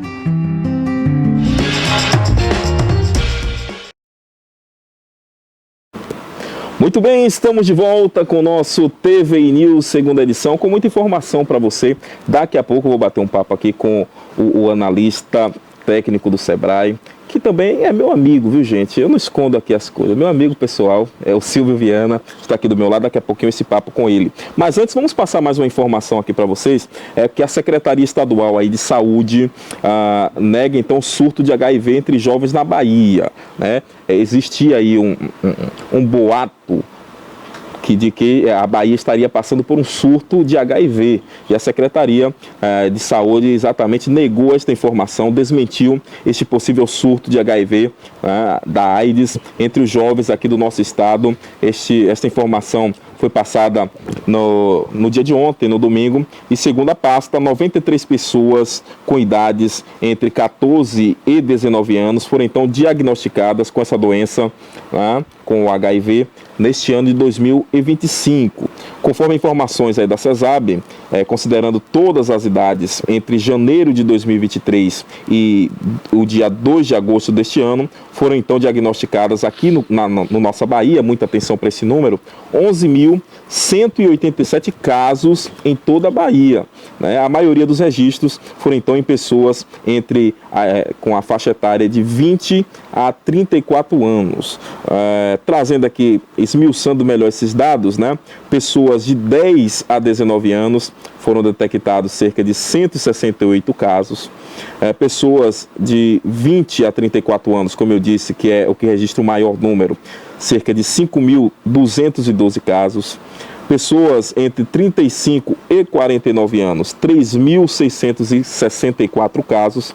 E pessoas de 50 a 64 anos, 1.517 casos. Existem também os casos diagnosticados em pessoas com mais de 65 anos, né? Os 65 mais, que aqui na Bahia foram cerca de 345 casos registrados. A maioria desses diagnósticos foram então recebidos por homens. Dentro desse levantamento aí, a maioria é de 20 a 34 e do sexo masculino, que totalizam aí 72% dos casos, hein? As mulheres correspondem a cerca de 28% dos casos, enquanto 18 diagnósticos tiveram o gênero ignorado, que é exatamente quando a pessoa ela não se identifica, né, não quer identificar o seu gênero, se masculino ou se feminino. Conforme as informações ainda do CESAB, gente, o número de casos de doenças entre os jovens acabou então diminuindo aí quando então comparado com o mesmo período de janeiro e agosto do ano passado. Em 2024 eram cerca de 184 casos, né? Já em 2022, o retrospectivo aqui, 2022, 137 casos, 2023, 158 casos e 2024, 184. Já este ano, 93. Então, de fato, houve esta diminuição destes casos em comparação a este recorte desse período do ano, né, com esse período do ano. Tá aí essa informação, né, logicamente trazendo porque de fato existem muitos boatos por aí e a gente está aqui para exatamente esclarecer. Os casos eles continuam a ser diagnosticados, tá certo? Mas não existe surto, segundo a Secretaria de Saúde do nosso estado, a nossa CESAB. Vamos seguindo então por aqui. Agora eu estou recebendo Silvio Viana, está aqui ao meu lado, ele que é analista técnico do Sebrae, a quem eu saúdo com o nosso boa noite. Seja muito bem-vindo por estar aqui conosco e, logicamente, iniciando, perguntando o que de fato é o programa Lidere, para quem não conhece. Seja bem-vindo. Obrigado, boa noite, Joab, boa noite a todos que nos assistem. É uma satisfação muito grande, a alegria, né, receber esse convite, representar aqui o Sebrae aqui nessa instituição tão benquista aqui na nossa sociedade. Muito bem. O Lidere é um programa, logicamente, do Sebrae, mas em que consiste esse programa? Pois é, o Lidere surgiu no Sebrae Nacional, né? A gente está trazendo aqui para a Bahia, o interior da Bahia, pela primeira vez o programa Lidere. Pela primeira vez, olha aí que informação importante. Isso é muito importante dizer. O Lidere consiste em capacitar líderes, aperfeiçoar a questão da liderança, que é uma demanda reprimida, na verdade, né? A gente tem percebido ao longo dos anos um apagão da mão de obra, né? A gente fala muito de apagão da mão de obra, onde as pessoas ficam escassas, as empresas ficam quase que reféns, né, da mão de obra hoje em dia. E a gente percebeu que muito a ver a questão da liderança. Quando a gente percebe que o líder tem um papel fundamental no desenvolvimento de novos líderes, de novas pessoas capazes de se engajar no projeto, né, seja ele qual for, não importa se é uma empresa, com fins lucrativos ou não, a gente precisa de novos líderes, pessoas que desenvolvam outras pessoas. Então o Lidere tem esse caráter, primeiro de desenvolver o próprio líder, para que seja capaz de desenvolver outras pessoas, engajando-as e buscando resultado, foco em resultados. Maravilha. Inclusive existe até uma famosa frase que diz que o bom líder é aquele que gera outros líderes, né? É aquela pessoa que tem a capacidade de, no seu grupo, poder engajar e de poder formar novos líderes. Isso é interessante. Você concorda com essa frase? Sim, concordo. O líder, ele é, antes de tudo, uma inspiração, né? Deve ser, antes de tudo, uma inspiração para todos nós. Nós começamos tendo nossos líderes dentro de casa, né? Nossos pais, né? Sala de aula, nossos primeiros professores e aí por diante. E nas empresas não é diferente, né? A gente precisa ter pessoas capazes de desenvolver outras pessoas, né? Capazes de se preocupar com o desenvolvimento das pessoas, porque as empresas são organizações humanas. E por mais que a gente viva numa sociedade tecnocrata, que a gente vive hoje com muita tecnologia, é uma sociedade da informação, com muita informação, fala-se muito em dados, o cientista de dados é hoje um papel muito relevante, mas as pessoas ainda são a parte fundamental em tudo isso. E a gente precisa de pessoas que se interessem em desenvolver outras pessoas para que a gente continue nutrindo a sociedade de pessoas comprometidas com resultados. Maravilha, eu estou dando uma olhadinha aqui, inclusive, no que as pessoas podem esperar lá no conteúdo programático, né, desse programa, que é exatamente o Lidere. E vi aqui alguns tópicos interessantes, como, por exemplo, como liderar em um contexto de mudanças. O mundo está, logicamente, em constante mudanças. Não é? Um tópico como esse, eu tenho certeza que é importantíssimo. Saber liderar exatamente nesse momento em que as mudanças elas acontecem em questões até mesmo de segundos. Exatamente. Se a gente olhar a história, Heráclito, muito antes de Cristo nascer, ele disse essa máxima que a gente ouve até hoje, que a única constante é a mudança, não é? Sim. Só que no dia de hoje a mudança, ela não é só uma constante, é mais rápida a transformação. Ela acontece de maneira muito veloz, né? E a gente traz para esse contexto de mudança um conflito de gerações, né? A geração Baby Boomer, X, Y, Z, a Alpha que está chegando agora. Verdade. Isso, dentro de um contexto de trabalho, gera muito conflito, né? Então, o líder precisa também desenvolver essa capacidade de gerenciar conflitos, né? De conseguir equalizar dentro de um ambiente com tantas pessoas diferentes, né? Conseguir fazer com que todos se engajem no projeto, no foco, que é coletivo, né? Porque uma organização tem seus objetivos organizacionais, e o grande desafio é equilibrar a questão pessoal com a questão profissional, para que nem seja frustrado o objetivo da empresa nem da pessoa que entra naquela organização. Então, as mudanças elas continuam acontecendo de maneira muito veloz, e como fazer com que as pessoas entendam o paradigma desse que se muda muito rapidamente. Balgman diz que a gente vive a modernidade líquida, né? Onde as pessoas, nada mais hoje é feito para durar. Não é? E aí é outro desafio também. Como antes as pessoas faziam carreira nas empresas, hoje não fazem mais. E como atrair talentos, como reter talentos nas empresas. Não é? O líder tem um papel fundamental nisso. Exatamente. Mas eu acredito que mais importante até do que atrair é reter. Exatamente. Porque nós estamos falando até mesmo desse pessoal da geração alfa aí, que é tudo muito... como você bem colocou, né? Muito líquido. Você não consegue, então, segurar chamando essa galerinha, né? Exatamente. E daí a importância da capacitação. Sim. O líder ele precisa estar capacitado, logicamente, para poder saber gerir as diversas categorias e as diversas faixas etárias, né? O Lidere vai acontecer agora no mês de setembro. Conta um pouquinho para a gente sobre essa questão aí das datas, né? Exatamente. O Lidere é um programa, você perguntou se era um programa ou se era um projeto. Foi, exatamente. Eu estava assistindo você estava falando. É um programa, porque ele tem continuidade. Ele tem esse ano que vem vai ter novamente, e a gente espera que tenha em Ilhéus também, não só Itabuna, mas também em Ilhéus.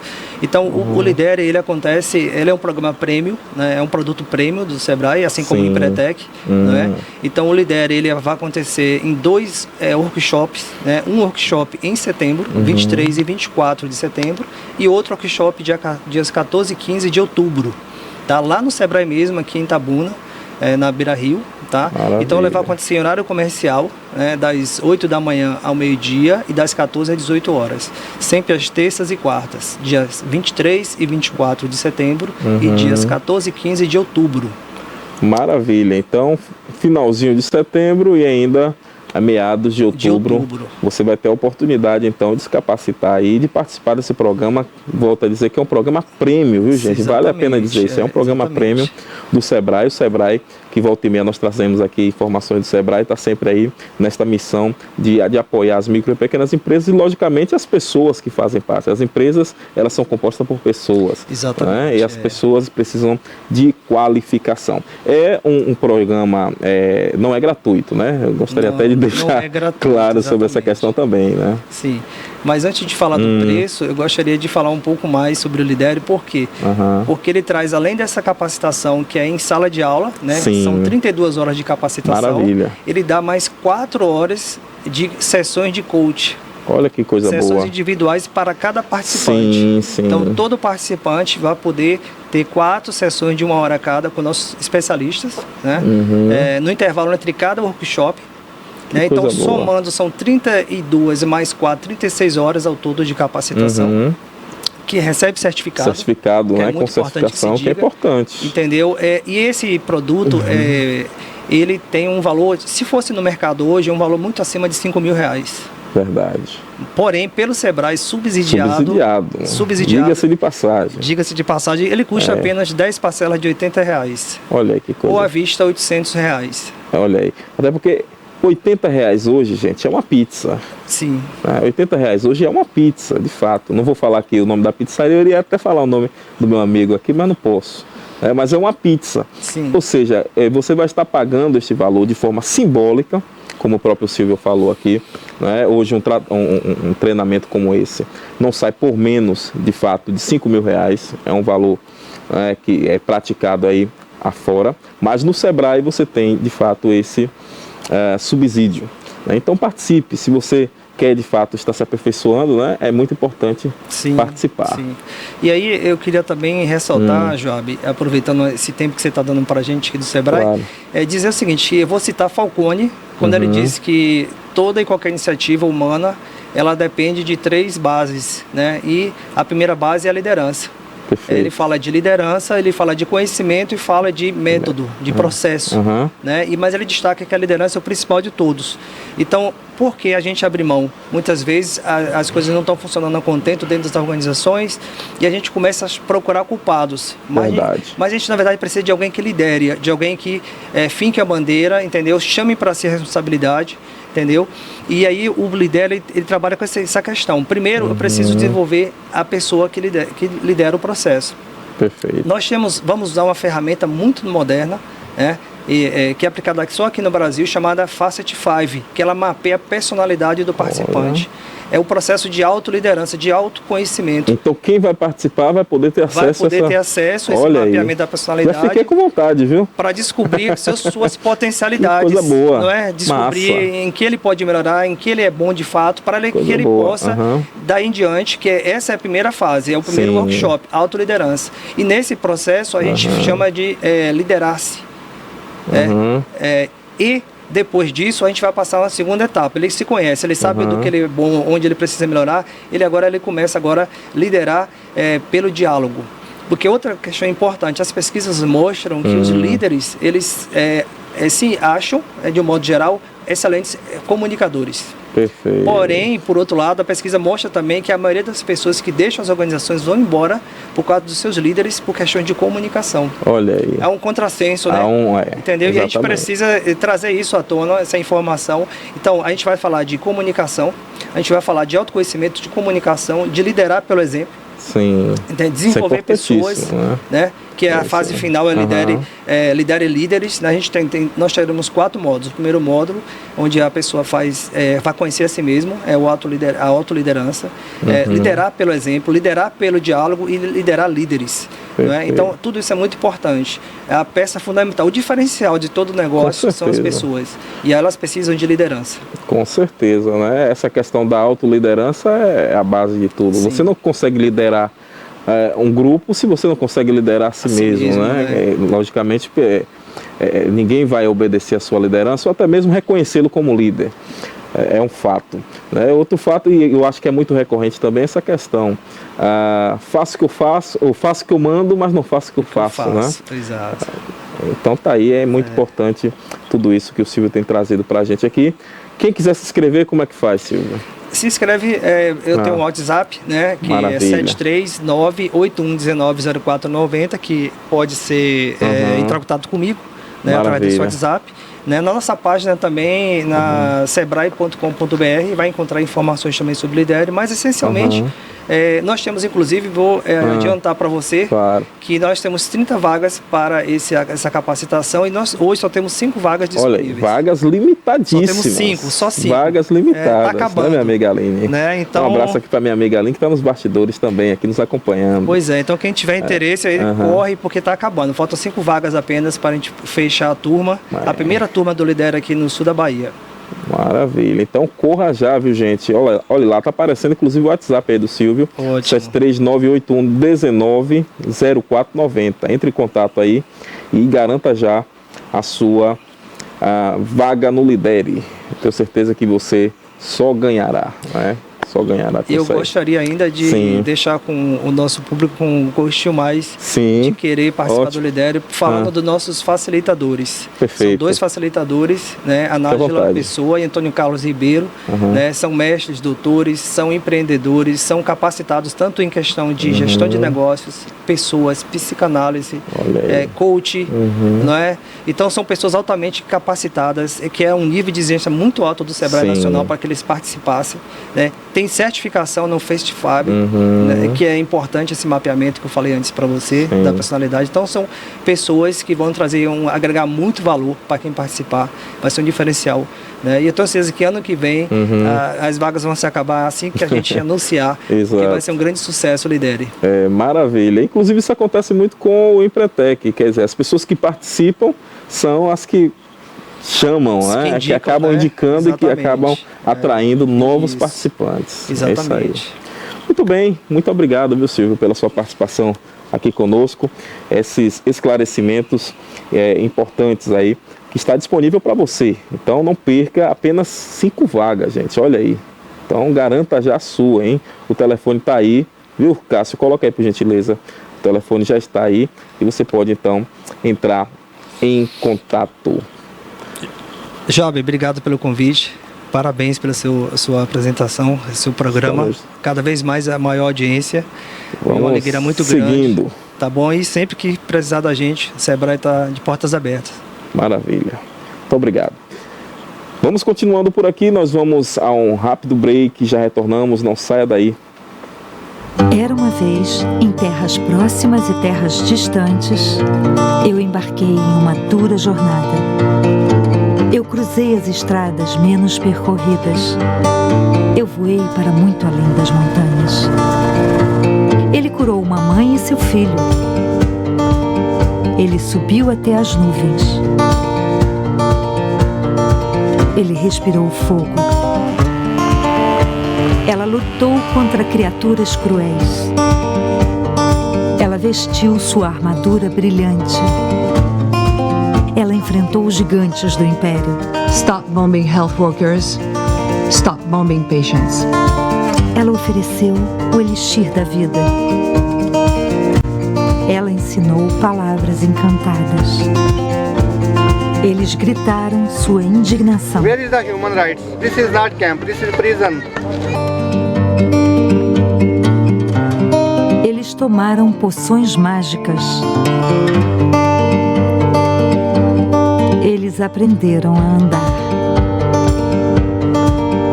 Eles se perderam no caminho. Nós os encontramos entre o mar e as estrelas.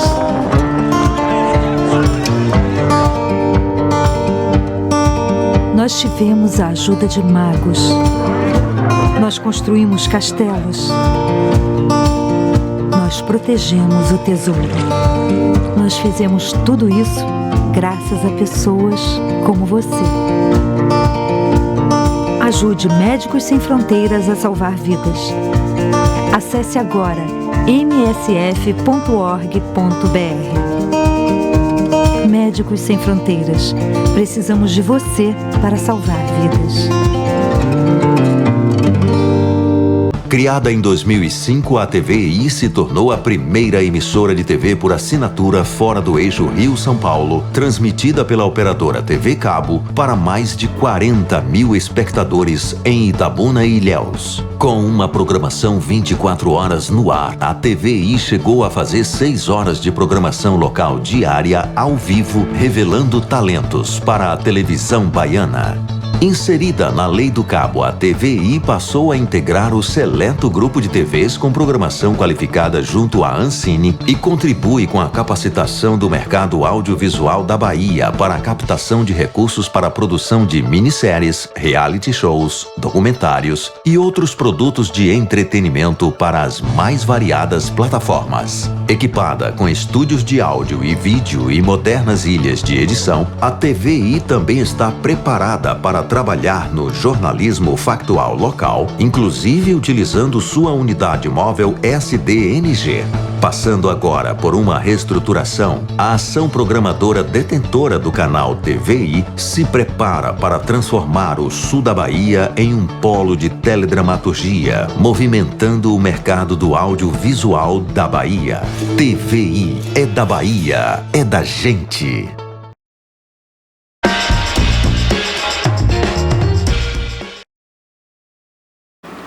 Muito bem, estamos voltando com o nosso TVI News, segunda edição, com muita informação para você, hein? Isso mesmo, a informação por aqui não para. E dessa vez eu quero falar, porque nós falamos aqui sobre a questão dos crimes, de um crime que aconteceu hoje pela manhã em Ilhéus, mas isso não significa que a polícia não está trabalhando. Pelo contrário, a polícia com certeza está trabalhando e trabalhando muito, né? Incansavelmente. Eu quero mandar inclusive aqui um abraço para o Major Penalva, ele que é comandante aí da 70 aí na cidade de Ilhéus, né? Que também acompanha aqui a nossa programação, né? A polícia não tem parado, a polícia também tem trabalhado incansavelmente. Prova disso que a PM aí na cidade de Ilhéus conduziu o indivíduo com a motocicleta adulterada. Isso não só na questão de crimes, né, mas também nas pessoas que estão por aí afora andando de forma irregular. Ou seja, a polícia ela tem feito o trabalho incansável contra a criminalidade, contra as facções criminosas, logicamente, contra o tráfico de drogas e também contra aqueles cidadãos que insistem em viver fora da regularidade, né? O fato é que na manhã também desta segunda-feira, os policiais aí militares da 70, né, da 70ª Companhia Independente da Polícia Militar, após então receber informações aí do SICOM, que é o Centro Integrado de Comunicações, sobre a circulação de uma motocicleta lá na nossa BR-415, esse trecho aqui que liga Itabuna a Ilhéus, né, intensificaram então o policiamento na rodovia e localizaram um veículo em deslocamento, hein? Durante a abordagem, foi então constatado que a motocicleta apresentava sinais de adulteração em suas características originais, essa moto que você vê exatamente aí na sua tela. Dessa forma, então, o condutor e o veículo foram apresentados ao plantão central da Polícia Civil na cidade de Ilhéus para que as medidas legais e cabíveis fossem, então, tomadas. O fato é, como eu disse, a polícia tem trabalhado no encalço aí na diminuição, tentando então diminuir os crimes também na cidade de Ilhéus, bem como na cidade de Itabuna, e a prova disso é exatamente a apreensão também deste caso aí, essa apreensão desta motocicleta que estava com o seu chassi adulterado, né? Ou seja, é um crime também, a adulteração de chassi é crime da mesma forma, viu, gente? Mas a polícia está aí mostrando que está atenta. E o que mais nos chama a atenção também é o seguinte, que foi apreendido exatamente na BR, né? Volta e meia, eu trouxe aqui até uma informação de assaltos que estavam acontecendo exatamente nesse trecho da nossa BR-415. E agora, então, nós vemos que a polícia também tem trabalhado aí no encalço na BR, né? No sentido também da desarticulação desses criminosos que tentam então aí contra a nossa população também nesta localidade. Vamos seguindo por aqui com mais informações. Desta vez nós vamos falar sobre um ônibus escolar que acabou tombando, isso mesmo, com jogadores amadores aí na zona rural de Maraú. Que perigo, hein? Que perigo que aconteceu lá na cidade de Maraú. Graças a Deus os ocupantes tiveram apenas ferimentos leves, mas o ônibus tombou totalmente aí, hein, Ivan? O ônibus acabou tombando totalmente. Por falar em tombamento, me lembrou lá da questão de Santa Maria Eterna, né? Daqui a pouco nós vamos mostrar inclusive os vídeos de Santa Maria Eterna, onde os moradores de lá estão fazendo protestos. O fato é, nós falamos desde a semana passada, né? Nós falamos desde a semana passada sobre essa questão, né? Que os moradores protestaram, fecharam exatamente o retorno, né? O desvio, melhor dizendo, não é o retorno, o desvio que liga exatamente a BR-101 até esse outro trecho depois da ponte. E desta vez me parece que eles não cessaram, porque não foram atendidos. O fato é, o DENIT, né, jogou para o governo do estado, disse que essa questão da melhoria do desvio tem que ser feita pelo governo do estado, e o governo do estado, por sua vez, não respondeu. o fato é, enquanto estiverem então jogando para um e para outro, a população segue nesta situação lamentável, hein? Mas daqui a pouquinho nós vamos falar sobre esse assunto com mais propriedade aí, porque nós vamos agora para essa questão do ônibus escolar que tombou aí com esses jogadores amadores na zona rural aí de Maraú, hein? Como eu disse, os ferimentos foram leves, graças a Deus, ferimentos leves, hein?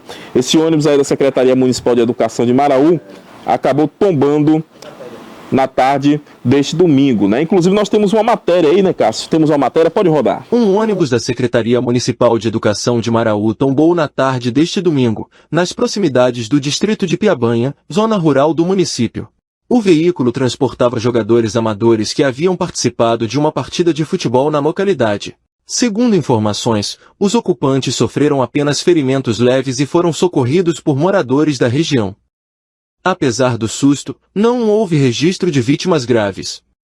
O acidente chamou a atenção pelo fato de envolver um ônibus escolar, destinado exclusivamente ao transporte de estudantes da rede pública. A legislação do programa Caminho da Escola proíbe o uso desses veículos para outras finalidades.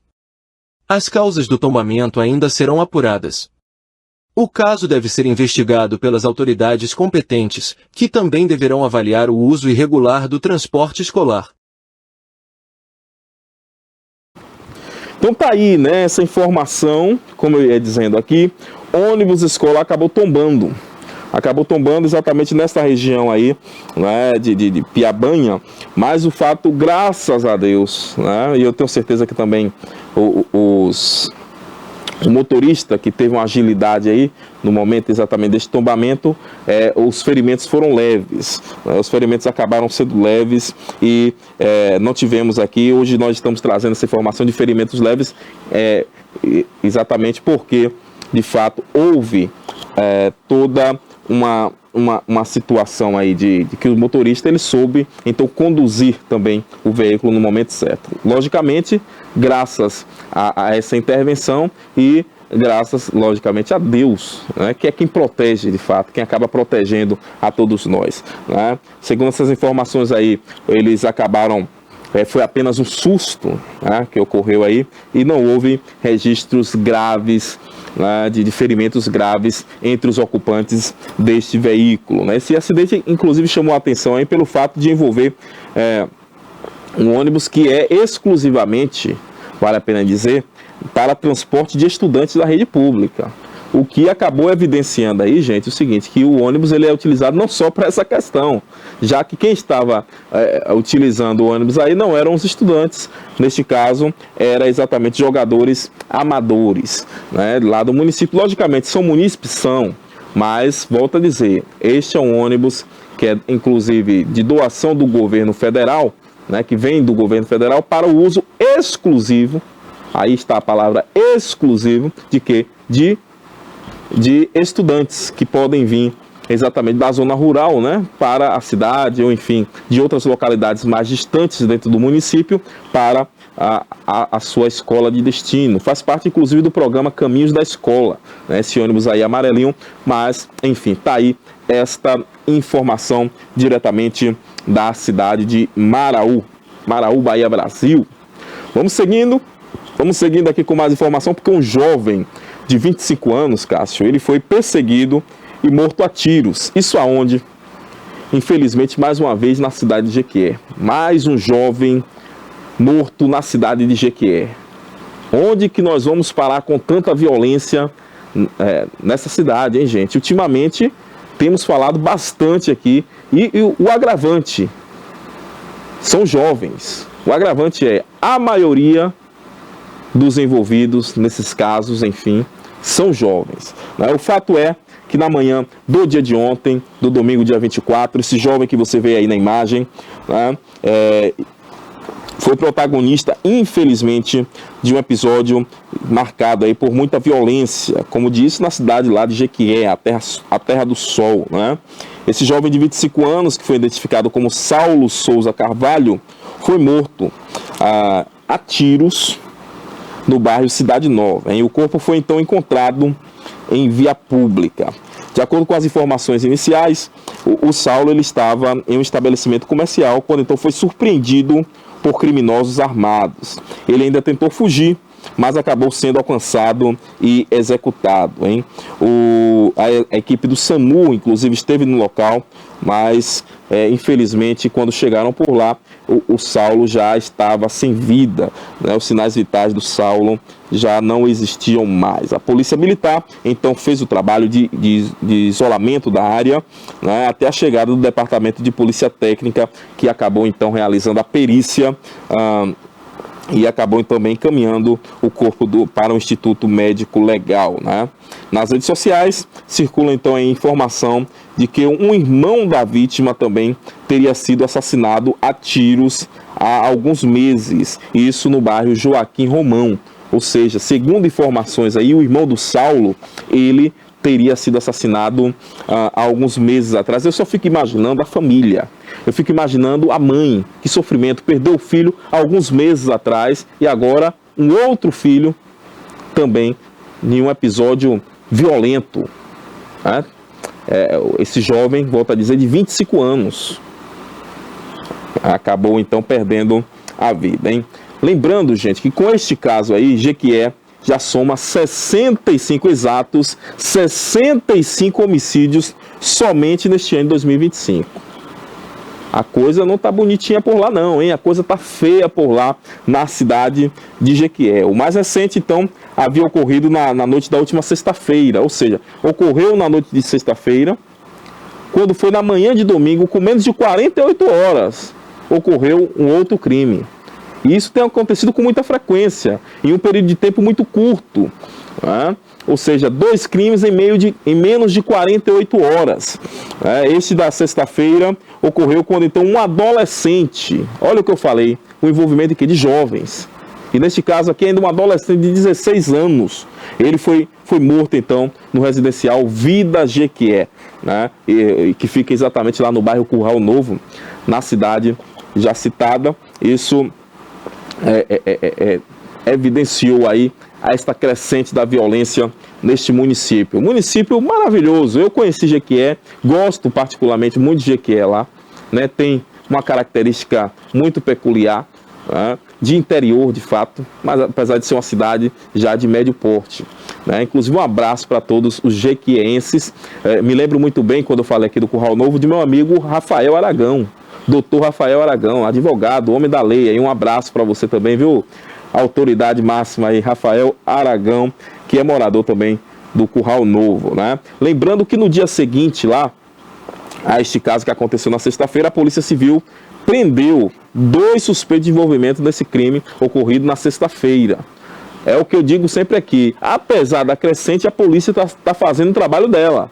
A polícia não para de fazer o trabalho dela, né? Prova disso que prenderam já, meio que deu uma resposta à altura e na mesma velocidade, na velocidade que a população exige, né? O fato é que a violência está aí, os crimes têm acontecido, mas a polícia não desiste, a polícia continua fazendo o papel, né? Levantando aí os dados para poder identificar quem são os criminosos e prendendo quem pratica de fato esses crimes. Volto a dizer, aconteceu na cidade de Jequié 2 crimes em menos de 48 horas, o primeiro na sexta-feira à noite e o segundo, este que nós noticiamos aqui, esse jovem de 25 anos, né, que foi perseguido, foi surpreendido, perseguido e logo depois morto a tiros lá, mais precisamente no bairro Cidade Nova, né, o Saulo Souza de Carvalho.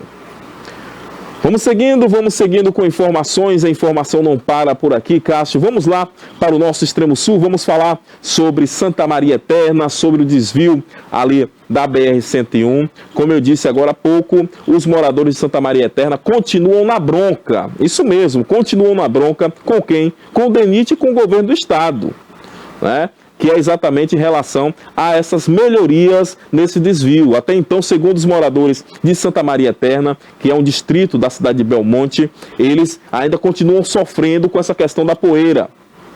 Quando o sol é a poeira vermelha, que tem afetado inclusive a saúde de idosos, de crianças. Quando é a chuva é a lama. Muitos veículos ali tombando Eu falei aqui semana passada, fiz uma denúncia, inclusive aqui semana passada, em relação a essa questão.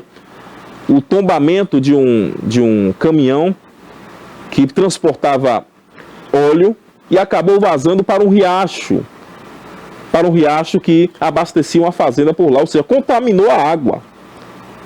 Acaba sendo um dano ambiental. Atenção aí aos órgãos ambientais também para essa questão.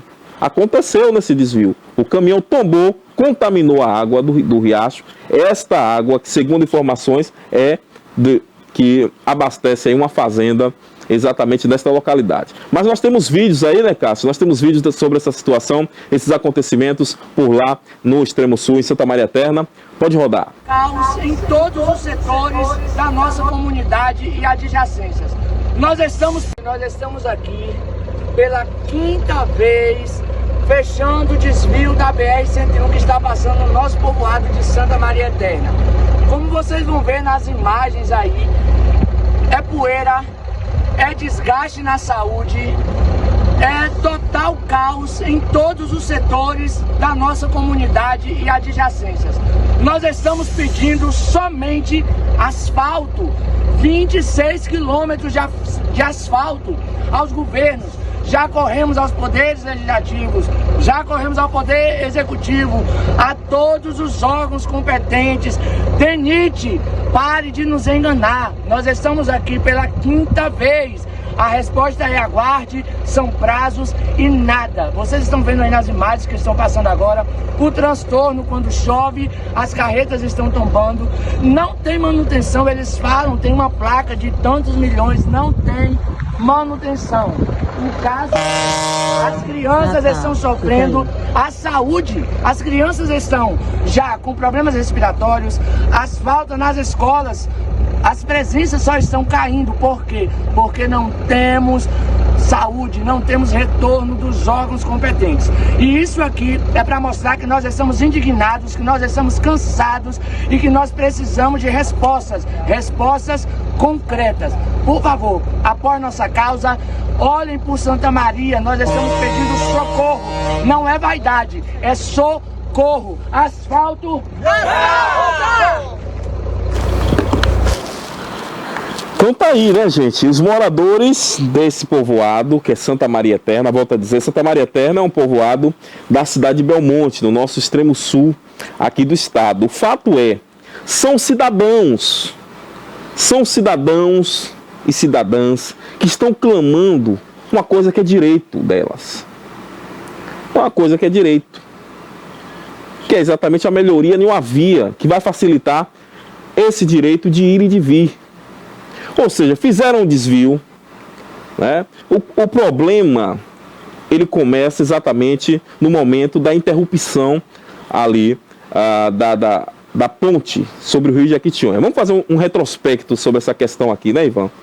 Lá no início do ano já haviam rumores exatamente sobre a questão desta ponte, que é uma ponte que foi construída há muitos anos atrás. Me lembro muito bem que uma região aqui do Brasil, uma ponte acabou desabando. E aí acabou acendendo o alerta desta ponte aqui nesta região. O fato é, fizeram aí um levantamento e falaram, olha, vamos ter que interromper a passagem aqui por esta ponte. Inicialmente, a interrupção foi feita de forma total. Ou seja, nem carro pequeno passava. Nem carro de pequeno porte estava passando por lá. Me lembro muito bem que foi feita sem aviso prévio nenhum. Nós recebemos o prefeito Izan Botelho, do município de Itapebi, que acabou até mesmo falando aqui, olha, não nos avisaram, ninguém falou nada sobre essa questão aqui. E os transtornos, os transtornos foram cada vez mais se instalando na região. Veja que eu estou falando de Itapebi, veja que eu estou falando de Belmonte, ou seja, são 2 municípios, sem falar nos municípios que são atingidos de forma indireta. E o fato é, só foi se agravando. Tivemos aí algum posicionamento do DENIT no sentido de liberar para carros pequenos, tudo bem, paliou, mas os carros de grande porte continuam a utilizar o desvio. E aí é exatamente onde mora essa questão, esse pleito desses moradores que vocês viram no vídeo aí, que voltam a dizer, são cidadãos e merecem respeito. Eu tenho certeza que pagam imposto do mesmo jeito, da mesma forma que os senhores e as senhoras. Não se pode, de maneira nenhuma, tratar essa população aí com esse desprezo que esse cidadão acabou falando. Por quê? O DENIT chega lá e fala, olha, nós vamos resolver, porque esses aqui são os prazos, e que não sei o quê, e que... achando que engana.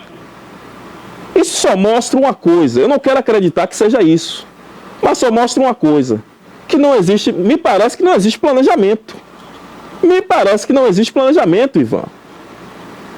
Porque nós estamos falando de uma situação que já vem se arrastando aí há muitos e muitos meses. Eu acredito que mais de 6 meses. Nós estamos caminhando para o mês 9. Né? Cerca de 5, 4 meses. Melhor dizendo aqui. Desde o mês de março, que já se falava em fechamento desta via. Será que o DENIT, ou o órgão responsável, seja ele qual for, já que eles já estão com a conversa aí de que não é com eles essa questão do desvio, que eles cuidam apenas da BR, enfim. Mas o órgão competente aí, não é possível que no momento que precisou interditar, para ter se pensado nessa melhoria. Isso só prova que as coisas foram feitas, como dizem os mais antigos, né, no dizer popular, nas coxas. Volto a dizer, essa população precisa ser respeitada. Eles precisam ser respeitados. São cidadãos e cidadãs com direitos. E aí eu faço também um apelo aqui, mais uma vez, para o poder legislativo baiano. Eu faço um apelo aqui, mais uma vez, para o poder executivo da nossa Bahia. Porque eu tenho certeza que os prefeitos das cidades locais sabem desse sofrimento e compartilham, inclusive, desse sofrimento também. O prefeito de Itapebi, por exemplo, tem que gastar mais para poder fazer a limpeza em relação à questão da limpeza pública. Por que isso aí? Porque agora o caminhão precisa, de fato, pegar o desvio, ou seja, aumenta os custos. E os municípios que já estão com a cuia na mão, diga-se de passagem, precisam aumentar isso aí. Mas o meu clamor nesse momento é exatamente para o nosso governador Jerônimo Rodrigues, é exatamente para as vossas excelências, os deputados estaduais, deputados federais, que ano que vem, e aí eu gosto de lembrar sempre isso aqui, no próximo ano, que é um ano de eleição, estarão batendo na porta dos moradores deste povoado aí de Santa Maria Eterna. Uma coisa eu tenho certeza: os moradores de Santa Maria Eterna não têm amnésia. Eles estarão lembrando, com certeza, tudo isso que eles estão passando aí. Eu espero que os senhores reajam e dêem uma resposta eficaz, uma resposta que traga, de fato, melhorias para esta população aí de Santa Maria Eterna, tá certo? Fica aqui o nosso pedido ao senhor governador Jerônimo Rodrigues e aos senhores e senhoras deputadas estaduais e federais. Precisamos ouvir essa população e resolver esse problema. Volto a dizer, o cidadão aí falou que já é a 5ª vez que eles estão fechando para tentar chamar a atenção. 5ª vez. Será que eles vão ter que fechar aí 24 horas para que as cargas parem de passar, para que o transporte de pessoas pare de funcionar, e aí todo mundo se volte para lá e as promessas sejam feitas novamente, e aí tem que fazer tudo na correria? Eu não quero acreditar, volto a dizer, eu não quero acreditar que um órgão importante como este, que secretarias importantes estão trabalhando sem o devido planejamento. Eu não quero acreditar. Mas vamos seguindo por aqui, né? Enquanto existir TVI News, enquanto existir aqui a nossa apresentação, eu tenho certeza também que os demais apresentadores, nós estaremos cobrando esta situação. Não só mostrando, mas também cobrando a quem de direito. Vamos seguindo por aqui, mais informações. Desta vez nós vamos falar sobre 2 vizinhos que foram mortos com sinais de violência. Isso aonde? Também lá no extremo sul, na nossa terra-mãe do Brasil, em Porto Seguro, hein? A polícia está investigando o caso, inclusive aí também é mais um caso para a Polícia Civil investigar. 2 vizinhos são mortos aí com sinais de violência na terra-mãe do Brasil, na cidade de Porto Seguro. Esses homens foram então encontrados com marcas de violência no bairro Praia da Ponta Grande. Volto a dizer, em Porto Seguro você vê imagens, inclusive 2 jovens também, né? As vítimas foram então identificadas como Leandro Neres dos Santos, de 34 anos, e o Rafael Santana de Jesus, de 36.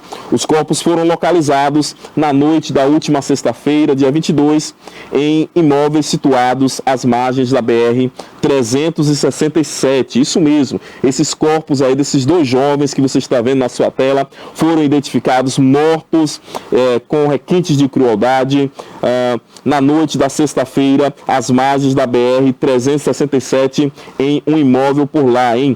De acordo com informações, a principal linha de investigação aponta que Leandro teria então marcado um encontro amoroso por meio de um aplicativo. Vejam bem, esse encontro amoroso por meio de um aplicativo. Mas houve então um desentendimento com a pessoa que o visitava, hein? Ele então teria sido morto por estrangulamento. Já o Rafael, que morava ao lado, teria então percebido a movimentação estranha no imóvel e foi então até a casa do vizinho, sendo então atacado, e aí é o pior, né? Foi atacado a pauladas até a morte. O objeto utilizado no crime foi inclusive encontrado no local por lá, hein? A polícia então destacou que nenhum pertences das vítimas, né, foram, como por exemplo, joias, dinheiros, objetos pessoais, né? E até mesmo uma motocicleta, nenhum desses objetos foram então levados, o que descarta até o momento a hipótese de latrocínio, para quem não sabe, roubo seguido de morte, né? O fato aí houve a morte, né? As guias então de remoção e necropsia foram então expedidas pelo Departamento de Polícia Técnica e a primeira Delegacia Territorial de Porto Seguro segue então com as investigações para identificar a autoria e também esclarecer, né, gente? Esclarecer as circunstâncias deste duplo homicídio, que é algo que também choca a população de Porto Seguro, com certeza. Nós falamos desde o início do mês sobre o triplo homicídio aqui de mulheres em Ilhéus e desta vez lá em Porto Seguro, duplo homicídio, neste caso de homens, né, mas que também nos choca, são seres humanos. Isso só evidencia a banalidade. As pessoas estão matando por nada. A informação que a polícia traz aí é exatamente de que um desses cidadãos tinha marcado um encontro amoroso, chegou lá, né, houve um desentendimento e aí o outro começou a esganar ele. Enfim, é o que eu tenho dito sempre. A vida humana está cada vez mais banalizada. E as pessoas estão perdendo a capacidade de resolver os seus problemas no diálogo. Tem tentado resolver na força do braço. Tem tentado resolver com armas de fogo. Tem tentado resolver com violência. O fato é esse. A resolução jamais será de forma violenta. Ou seja, quando a pessoa reage com violência, ela só está criando mais um problema. Não é isso, Ivan? Está criando mais um problema, porque gerou um crime ali, uma pessoa morreu. E aí, se você estava querendo resolver, você acaba criando um outro. O fato é, esses 2 jovens acabaram então perdendo a vida. O outro, segundo informações, chegou para acudir, viu toda uma movimentação, falou, rapaz, está acontecendo alguma coisa de diferente por aqui, deixa eu ver o que está acontecendo. Chegou lá, foi recebido a pauladas. E infelizmente não resistiu. Esse objeto, inclusive, que foi utilizado para a morte do vizinho, foi encontrado pela polícia. Então eu acredito que a polícia já tem praticamente aí elucidado esse crime. Só falta mesmo achar quem praticou este crime para pôr de trás atrás das grades, que é onde ele deve estar agora, para poder pensar de fato no que fez. E aqui eu gostaria de chamar a atenção de você, né, que todo mundo, e aí eu volto a dizer, você tem liberdade, logicamente, para poder se encontrar com quem você quiser, enfim. Mas muita atenção, observe antes, né, quem é a pessoa. Isso é importante, isso é muito importante. Porque quem vê cara não vê coração. Quem vê cara, volto a dizer, quem vê cara não vê coração. Aí as pessoas vão pela aparência, enfim. E aí acontece o que de fato aconteceu aí, infelizmente, lá na cidade de Porto Seguro. Acabou então, fato este que acabou vitimando esses dois jovens, um de 36 e outro de apenas 34 anos. Volto a dizer, essas vítimas que foram identificadas como Leandro Neres dos Santos e o Rafael Santana de Jesus. Vamos seguindo aqui, nós estamos chegando já na reta final, mas falar de um acontecimento lá no nosso Baixo Sul, na cidade de Gandu. Vem comigo, Cássio, porque por lá na cidade de Gandu, uma colisão entre um carro e uma carreta na BR-101, infelizmente acabou vitimando, deixando um morto e outro ferido, hein? Uma colisão muito impactante. Este grave acidente foi então registrado na manhã do último sábado, dia 23, volto a dizer, na BR-101, nesse trecho que é conhecido aí como Curva do Sebo. Olha aí, na Curva do Sebo, que fica exatamente próximo à sede aí da cidade de Gandu, hein? Segundo as primeiras informações, o motorista de uma carreta, então cegonha, teria perdido o controle da direção, invadindo então a pista contrária e colidindo contra um veículo de passeio, esse daí que exatamente você vê na imagem, né? De fato, foi perda total neste veículo, até porque eu imagino que o impacto foi muito forte, hein? As informações que temos aqui, né, é de que com o impacto, um dos ocupantes do carro não resistiu aos ferimentos e infelizmente acabou morrendo exatamente no local. Outra vítima foi então socorrida pela equipe do SAMU e foi encaminhada ao Hospital João Batista de Assis, que também fica lá na cidade de Gandu, hein?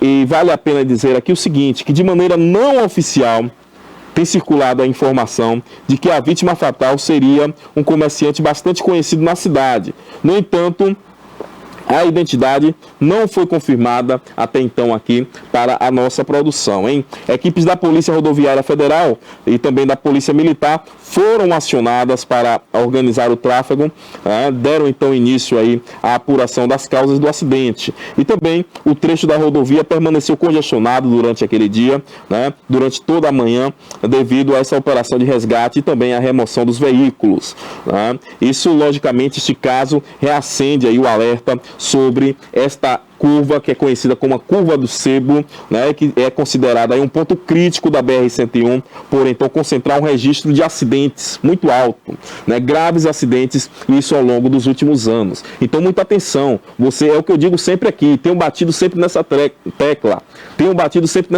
por aqui, muita atenção ao trafegar pelas vias, pelas ruas, pelas avenidas e principalmente pelas rodovias, pelas BRs. Porque de fato nós não sabemos, aquela coisa, quando nós estamos na autoescola nós sempre estudamos sobre direção defensiva, né? Precisamos estar atentos e esse é o caso que aconteceu exatamente nesse final de semana, onde acabou infelizmente vitimando aí este homem que após esse impacto acabou morrendo no local, tá certo? Então muita atenção, hein? Muita atenção a vocês.